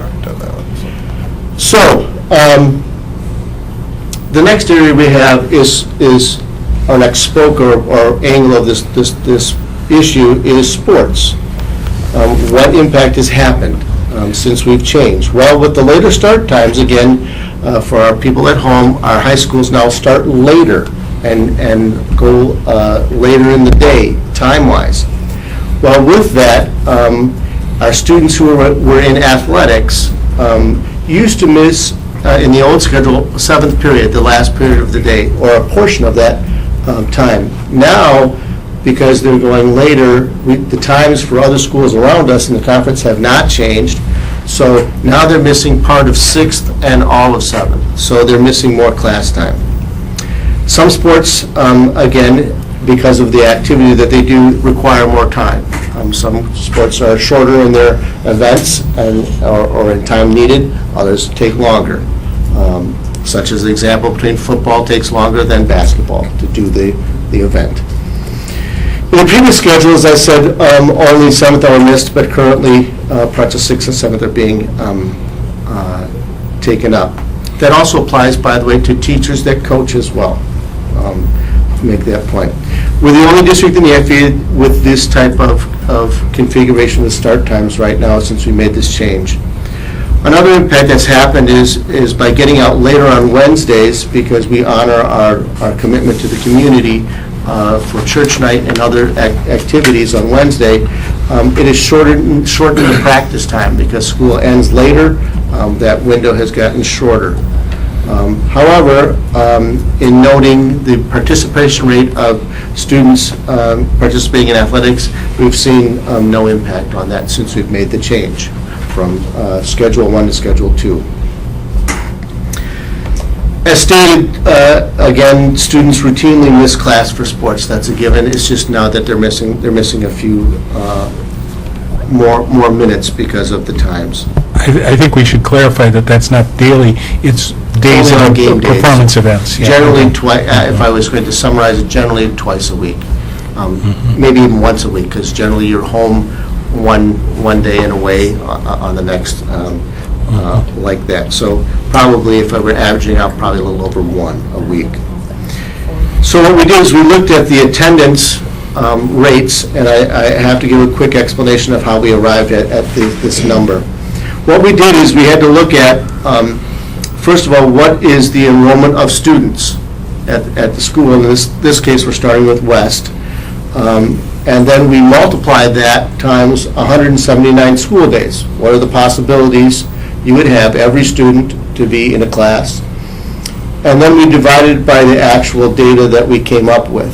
And so, for example, in 12-13, again, in this chart on the left, 12-13 is the old schedule, and you saw that 0.018%, so again, we're talking 1%, a little over, somewhere a little above 1%, classes were missed, as compared to 0.023, a little over 2%, are missed now in the 13-14 in the later schedule, or the schedule we're currently running. 7th hour, 0.011, and in the new schedule in 13-14, 0.026. We also wanted to look at first hour, because the research would support that starting school later, our attendance would get better. And at West, that actually did not happen. At West first hour, the tardies were 0.003, and in the new schedule, it went up a slight uptick to 0.004%, as compared to unexcused absences, 0.001 and 0.004 for that. However, when we look at the north attendance, again, we see a 0.014% for missed classes in 12-13, and 13-14 you can see an uptick, which we would expect by students, again, having to go later. But I'm going to point out in tardies, we did see what the research, it did support it at North, that we saw better attendance or less tardies with the new schedule at 0.017 as compared to 0.02, and first our unexcused absences were about the same. So we saw a slight increase. The next angle or spoke of this wheel is academics. And we looked at the overall school GPA and saw a small positive change from 12-13, a 2.86 school-wide GPA to a 2.895. Now, I would caution people to say that while there may be a relationship, we don't know if that's a relationship due to time, because that's comparing apples to oranges. We have two separate different classes, two separate classes of seniors, and we can make them be careful to draw any type of concrete conclusion on this. It's possible that one class could be academically more gifted than another, so we don't know. But here, the data is what the data is. You could do the GPA of cohorts, though. That's what we did here. This was, I guess, yes, we could do cohorts. Yeah, you could. We could. We could have But we did taken out school-wide. anybody who left, taken out Yeah. anybody who came in, Right. shrunk the cohort down, Down and to used that two particular classes. group. Yeah, But we did the overall GPA Okay. as a snapshot. it's easier, yeah, sure. And then again, you see about a very stable, little change, a slight, very slight uptick at West from a 2.842 to a 2.845. So, Excuse me, did you do any statistical analysis on those numbers to determine if there's any significant difference in those? Because, I mean, if you round the GPA from 2013 and 2012 to 13 and 13 to 14 to three figures, you have 2.84, so it's the same. So I'm guessing there's no statistically significant Right. difference. That's what that's they're pretty much. And I I would don't agree. even, and I think it would be more valuable to take a look at the athletes, since they're the ones who are leaving 6th and 7th hours, and compare them with the rest of the school population. This data is interesting, but I think it would be helpful to look at the athletes and take it a step deeper. Well, I think if you took a look at the athletes, I think that's a good idea, but you'd want to do the same cohort Yeah, idea you have that to we follow had it from before, as last year. opposed to Yeah, compare them to the rest of the student body, because the folks who participate in co-curriculars often are the ones who Yeah. have a better GPA. And you're still not going to be proving that this has anything to do with busing. No, you will not. Okay, I mean, it could have. I would caution you I don't know that this really, I don't know that we should be looking at this slide, to be perfectly honest, because I don't think that we can relate this really in any way, shape, or form to whether or not, or nor can we know whether or not these two have any relationship whatsoever. Well, if there's a change, then we want to understand it. If there's no change, then we can move on. That's the purpose, I think, of this slide. We don't understand why it hasn't changed, but since it hasn't changed, we're going to plow forward, I think is what they're saying. But even if it had changed, we wouldn't know that it was... Then we would look into it. Then we wouldn't know it was busing. Well, we would dig into it then, but we're not going to, because there's really no change.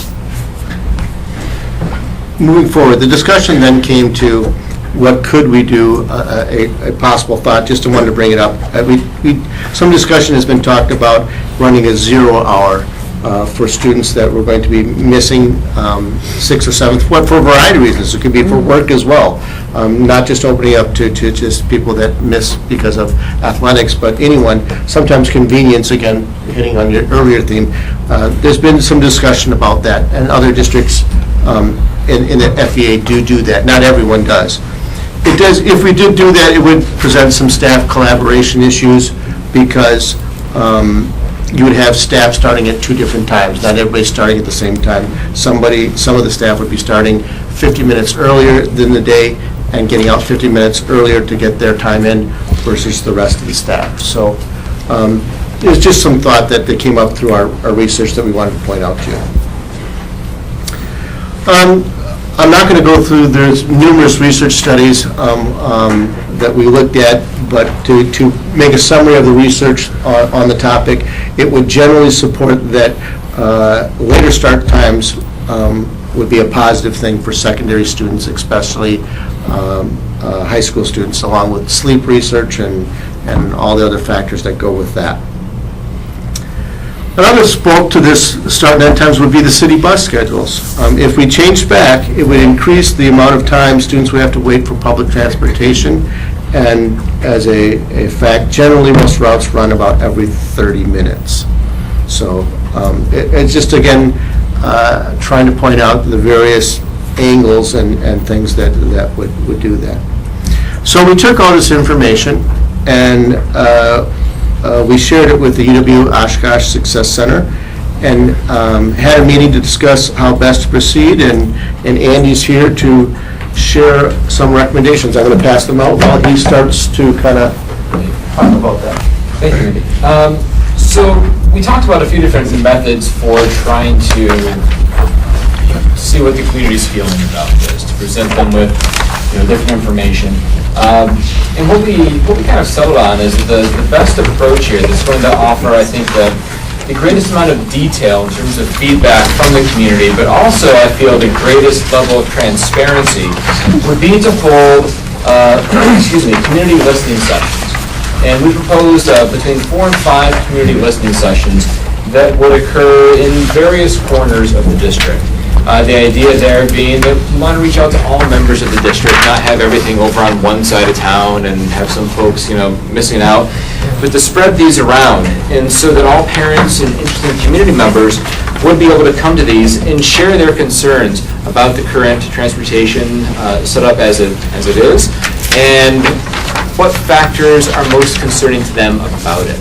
And I think that's one of the things that really kind of trumps this method over doing something, let's say, like a survey.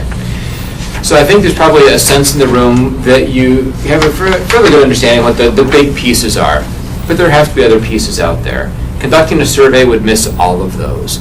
It would also miss that opportunity to really kind of get into in-depth conversation with the community about the issue, to get to a level of discourse and to get the kind of feedback that I think would be probably much more informative as you move forward and have to make some very difficult decisions about transportation.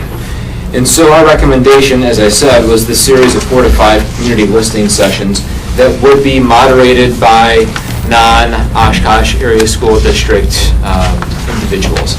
Again, the idea that Andy mentioned before we talked about the earlier project, that the reason we were brought in for the last one was so that we would have non-Oshkosh area school district people running that study. The same kind of hands-off, we don't want to, appear to be unduly influencing the process kind of approach. And so we have recommended that here again, to have a number of trained moderators that would facilitate these sessions. There would be scribes who would be taking notes about the major themes so that we would have records of those, and those could help, again, to inform you as you're making your decisions about the transportation process. So, Barb? Did you discuss holding those forums at different times? For example, these are ideal times if you work first shift, but they're not if you work second shift. And that eliminates a part of the population. My neighbors across the street from me, for example, would not be able to participate at those times on probably any of those dates. Did you look at a Saturday morning, for example, or, 10 in the morning to capture the people who maybe work second shift or something like that? I like the idea of the forums. I just think they should not all be offered or scheduled in the same time frame. We'll certainly take a look at that as a possibility. I think a daytime shift, we all always focus in on when school is out, but we can certainly deal with something when school would be in session, and the opportunity that a person either just getting off work in the morning would participate, or early afternoon before second shift starts. We can certainly look at that. So we have scheduled again, those will be available. We'll be taking the recommendations of the UWO report, and we will be broadcasting, obviously, these dates tonight via television. We'll be sending it out an email and posting it on our social media, et cetera, trying to get the word out so that people have the opportunity to definitely give us some more valuable input. So this decision is far from over.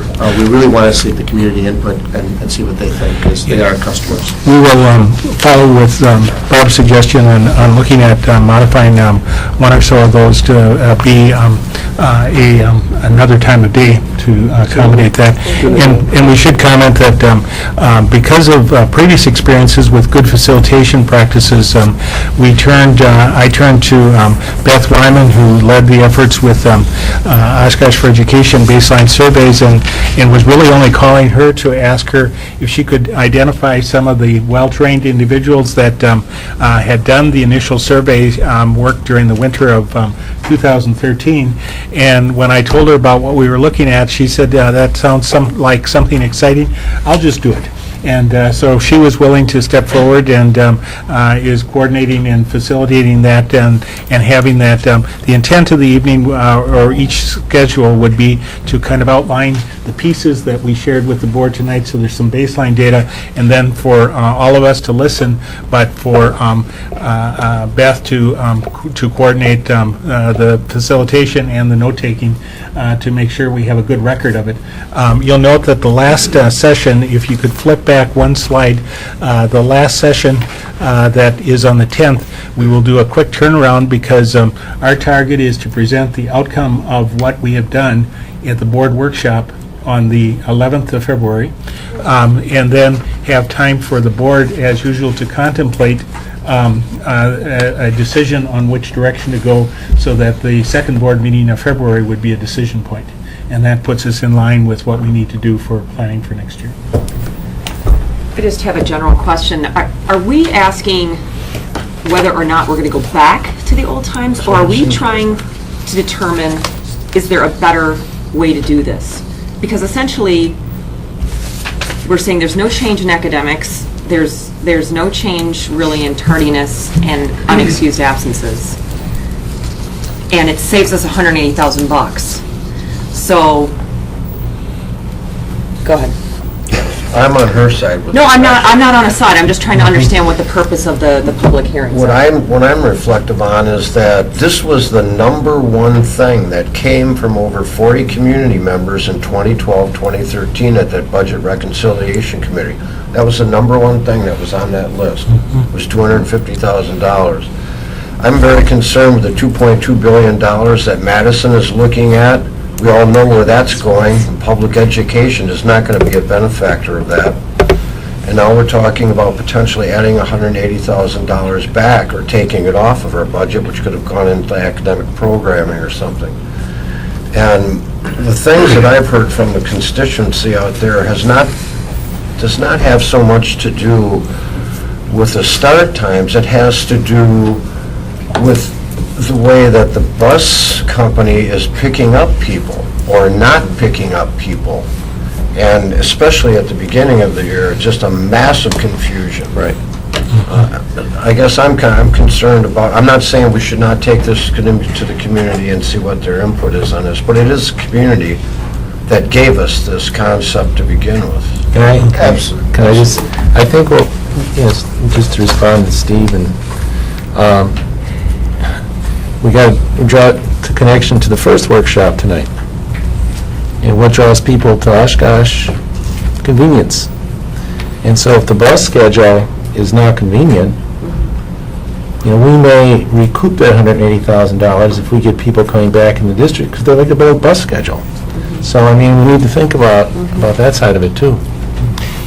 I wanted to go back to Steve, to your comment, and point one thing out, is that, again, we made this change 2 years ago, and I want to be very clear to the community. We had some busing concerns at the beginning of the year due to some computer issues, to make a long story very short. That was not related to the start time. No, it's related to other things, but I think, we need to be a word of caution on, we had done this a year before that and made this change. So we're about a year and a half into this. So just as a point of clarification. And that's the point of also going out and getting some information. The other thing that I know Sue Schnoor and I had presented to one of the elementary schools, and this topic came up, and we were there to talk about it. And there was a lot of concern on the part of a few folks regarding the missing the time due to athletics. There was also somebody else who chimed up in the room who said they actually preferred it because for them it actually worked out better. So that's the other thing, is to say, try to get a better vision of what really is the thought of the community, so that you don't mistakenly make a choice and then just swap the people who are now upset. You have the same quantity, it's just they're upset for a different reason. So getting some of that information as well. And then, of course, we already know the budget we'll probably know more about budget pieces going forward, but those are the numbers are the easier part of this equation. The harder part is going out and getting what the public's sentiment is on this, and I think the suggestions about changing the times up, spreading it out like we have, would be a good idea. Part of the dilemma we face in what makes what we've inherited here is kind of a more monster problem is frankly the fact that our elementary school day is so much shorter than our secondary school day. I can tell you that most districts operate very well, or especially most rural districts operate very well on the fact that if they have X number of students and the day length is the same, they can either they're interchangeable, they're two lengths, or they most efficiently, and in rural districts with a fair amount of busing, far higher percentage than our about 1/3 of students, they simply run all K-12 buses at the same time. All students come to school at the same time, the school day is the same length, and it's just a matter of which school gets dropped off first and which school gets dropped off second, and what the order of pickup is. We have created, by this disconnected length of elementary day from the secondary day, a nightmare for ourselves that's really kind of self-imposed by whatever unique history you as a board, we as a community all have inherited, because we have created a more difficult monster by that long-standing tradition of the length of our elementary day versus our secondary day. And that complicates it. I think this schedule, though, has also created some opportunities in that by the high school starting later, I think there may be a myth that students are sleeping in, and maybe some are, and that's fine. According to the research, that's a good thing. On the other hand, I know that there are many practices, whether those are musical or sports or forensics, whether it's swimming practice at 6 in the morning, or basketball practice, or practice for madrigals that take place in that time frame from 7:30 to 8:30. So while it's not defined perhaps as a 0 hour, it has almost the impact of creating times for those extracurricular activities, or for curriculum-based in terms of music, to utilize that time to the benefit of students. And I feel like in this situation, you kind of look at it and say, how can we achieve this convenience with being most economically efficient? Because we had a system that worked with extracurriculars that obviously cost us. So I'd almost say you can really look at this from a financial standpoint, and that's how you can get your answers. Because because students generally will adjust, older students will, and I find that if you can look at the numbers of of a compromisable situation of what works best for like elementary times and can we make it fit? Because previously I remember like when I was a kid, 7:15 get on the bus, and now I think it's around like 8:15, that general area. Is there a compromisable situation that fits with a city schedule that you can maybe get back 30 minutes so that then the athletes won't have to miss all of sixth hour, but maybe miss half 6th hour, which then is a kind of snowball effect into, well, then city buses now will only have to wait rather than 30 minutes setback, only 15 minutes. So looking at the numbers, you can kind of start compromising with this. I mean, it's just an option, but maybe that's something to look into. We ran a number of scenarios with the bus company and all the pieces, but 30 minutes, our adjustments, I believe that elementary students boarding buses in December at some at 6:40 or 6:45 is about as early as I look at what the light conditions are. Very shortly, no time at all will be, we've gained a half hour of daylight already since December 21st. But to me, where we're at now with elementary starting time, we've backed that up as far as we can. I don't think that would be fair for elementary, but any compression of that simply makes it impossible for the turnaround for the bus company. Because I did ask them about the possibility of a number of other choices, including what if you had the capability of busing all students. We compromised elementary and secondary students all at the same time in the morning, and because of our different length of day, run elementary students home earlier on their schedule, and then run a secondary to come back and do, because their need for capacity, they'd have to expand their base costs because they need more buses to bus 100% of the students in the morning. But to me, that would have been an ideal compromise, and then deal with dismissal in the afternoon that allowed us to, let's say, start everybody at a reasonable hour, elementary and secondary.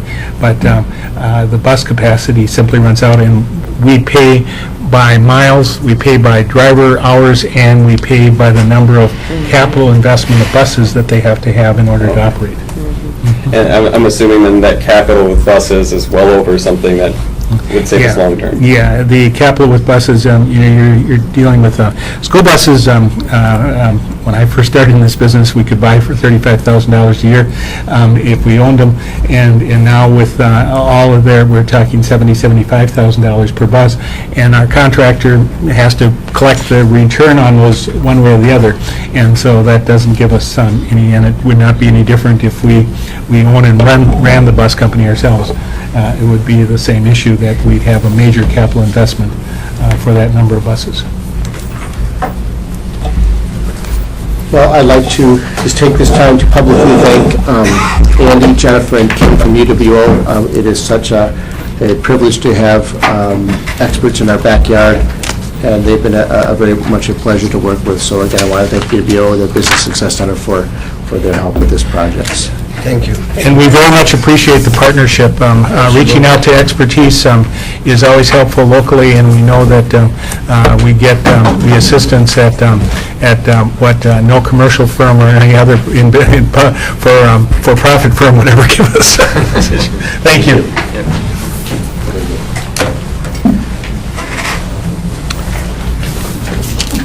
Next, we have an update on the Oshkosh Area School District Policy Revisions Project in partnership with Neola. Julie Mosher. Good evening. Tonight I'm giving the board and the community an update on a project that we've been working on, starting with the board's approval of partnering with Neola on August 27th with that resolution. So back in the fall of 2012, we asked WASB, the Wisconsin Association of School Boards, to take a look at our current catalog of policies, because policy and governance has been plowing through and working through policies. That's their main job. But we really wanted to look at how are we doing as an Oshkosh area school district, and we knew that a lot of our policies were out of date, and we were having trouble keeping up with the revisions and the needs for revisions. And so in the fall, they sent us a list, and I think we were a little bit surprised at how large that list was and things that needed attention. So starting in January 2013, we took that compiled list, and that list was categorized into mandated, critical, and things we need to checklist. And so of course you're going to start to tackle policies that are mandated that you absolutely have to look at. So we did that, and then we also started to look at critical. And as we started working through this process, we were spending a lot of time updating and revising as an executive team, bringing in committees, bringing in other staff members to make sure that we were doing a thorough job and in the things that we needed to do. We were also finding out from, I should probably be, there we go. I'm marking it here, but not there. We were also finding out that as we were doing this, we were really struggling with searching and finding policies, and our community members were also struggling with searching and finding policies. So if you don't have things lined up that you actually at your fingertips can search and find things, you're going to end up not using them as often. And we could see why that we had some things that were out of date because it was really hard to find things. Excuse me, that searching issue has been around for over 25 years. When it was 2, 3 ring, 3-inch wide binders that contained the policies, and then I think it expanded to 3 actually. That was still an issue, because if you didn't have the exact title, it's kind of like when you put something in the and an address on the internet. If you don't have it exact, there's no person doesn't exist. Yeah, you can't. There's no provision for misspelling, and in this case, if you didn't have the exact wording, you couldn't find it. And I think when they became to us in electronic format, that just followed. So you had to have the exact. And the other thing is, in an electronic format, there's no excuse for not being able to find things through searching. So we needed to better organize. Yeah. So we knew that. Oh, and the other piece behind that was also consistency in formatting. So depending on who worked on the policy, there was also some formatting issues. So we like things to be consistent. So as we started, like we said, doing this and started working on the rest of the list, it was really becoming a massive task. There was a lot of time required and to revise, and it was proving to be challenging because even though we've taken courses in school law, we're not all school law experts. And so that's where we said, we need some help. And so we contracted with Neola, and once again, the board approved that in resolution on August 27th. So getting started on that, the approval was August 27th, and we actually had our first meeting with our consultant from Neola on October 29th. And through our consultant, we have 5 face-to-face, or they usually do 5 face-to-face full day-long meetings to start to revise and bridge and crosswalk your policies with the Neola's policies. And Neola is a Midwest, I believe, group, and they have access to all kinds of lawyers and work, and there's a large number of districts in the state of Wisconsin that actually contract with them. So they have the people power in order to keep things updated and revised. But with the type of work that we want to do and the thoroughness that we really wanted to do this crosswalk with, knowing that we have policies that needed to be updated, we're actually going with 7 face-to-face meetings. So the first face-to-face meeting was on October 29th, and we did bylaws and public policy topics that we knew that we really wanted policy and governance to tackle. And so I believe it's been 2 meetings that we've been tackling those policies that we're saying, we really want the board's input. We want policy and governance's input in reviewing those policies. So that was on October 29th. On November 20th, we looked at finances, property, and operations. And so administrators, other staff members that are involved in working daily with those policies. We're in the room working with the consultant, and we were going through each and every single policy to make sure it crosswalks with our current administrative practices and rules, along with meeting state and federal guidelines. Going on to December 3rd, we looked at student policies, which included curriculum and attendance and those types of things. January 7th, just recently, we looked at HR policies, administration, professional staff, and support staff. So that was a full day of looking at human resources. Coming up on February 4th, we're looking at food services and IT policies. February 24th, we're looking at more specific curriculum policies. And then on March 18th, we're going to finish operations policies, relations, finance, and any other policies that have not been covered. So as you can see, we went with the 7-day option. Because once again, we wanted to be really thorough with this. So just imagine if you were in your house and, I'm a visual organizer, I'm a piler and stacker, so imagine you have a whole library of books, but they're all piled up on the floor. And, you may find things really easily and you may not. That's kind of how I feel like we're organized right now. But what we're really doing is we're cataloging and we're putting together in a very sequential and easy way all of our policies. So it takes some time, and we're going to have a product that's going to be searchable and easy to find things in the end. So this spring, we're not sure of the exact date yet, but it's going to be sometime after March. The executive team is going to bring forward a fully revised catalog of OASD board policies in a consistent and searchable format for your approval. And things are going to be coming to you once again through policy and governance where there needs to be questions. In the meantime, while we're doing this, all of our current policies, the way they're named, the way they're numbered, are currently in place, and we are using those to aid in day-to-day operations and to guide our practice. And once again, those critical policies are being sent to policy and governance, and you are going to have input and discussion before the whole policy catalog is actually going to go in place and approved. But this is a year-long process that you're part of. In addition to all of this, once we get this going, Neola updates all policies and sends out updates to all districts that it's contracted with every 6 months. This is the December update, and this box is full.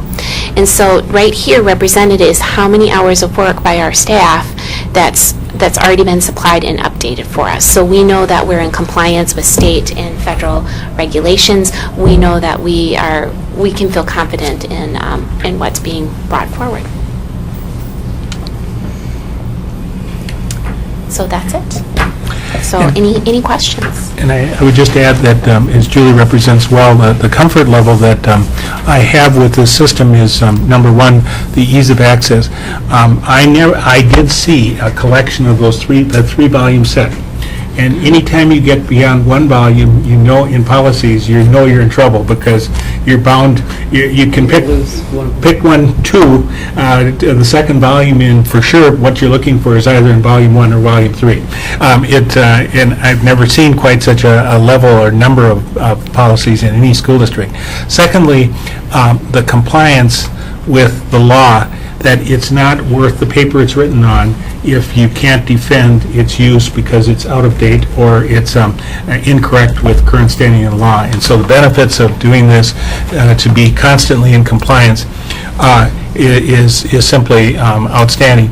And thirdly, the retrieval of being able to type in keywords and having maybe 5-6 policies that relate to it pop up as possible choices, but to narrow it down and use what is really a standard, wonderful, graduate research method of retrieval is just outstanding. So really beneficial. We're also in good company with 130 to 140 some Wisconsin school districts that are using this system, and the fact that our present law firm is the advisory law firm for the whole state to making sure to comply, and by our having those in place, we are indemnified in the fact that if there is a challenge to the policy, we will be represented without additional cost.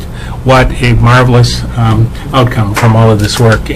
But I want to thank our executive team, and we've also pulled in 3 of our principals who are constantly,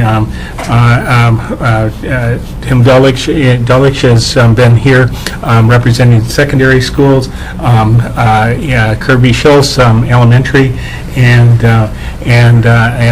Lisa at South Park has been, so we have principal representations also constantly involved so that they fully are engaged, and their interest now is, once we get the policies in place, the work that needs to be done to bring into compliance the administrative procedures that relate to each of those, the regulations that relate to them. That's a major next task. But I was really worried about the list. The days go by rather fast. We usually start at 8:30, and we're here till 3:30, 4 o'clock, working on those hours to hours, working right through lunch.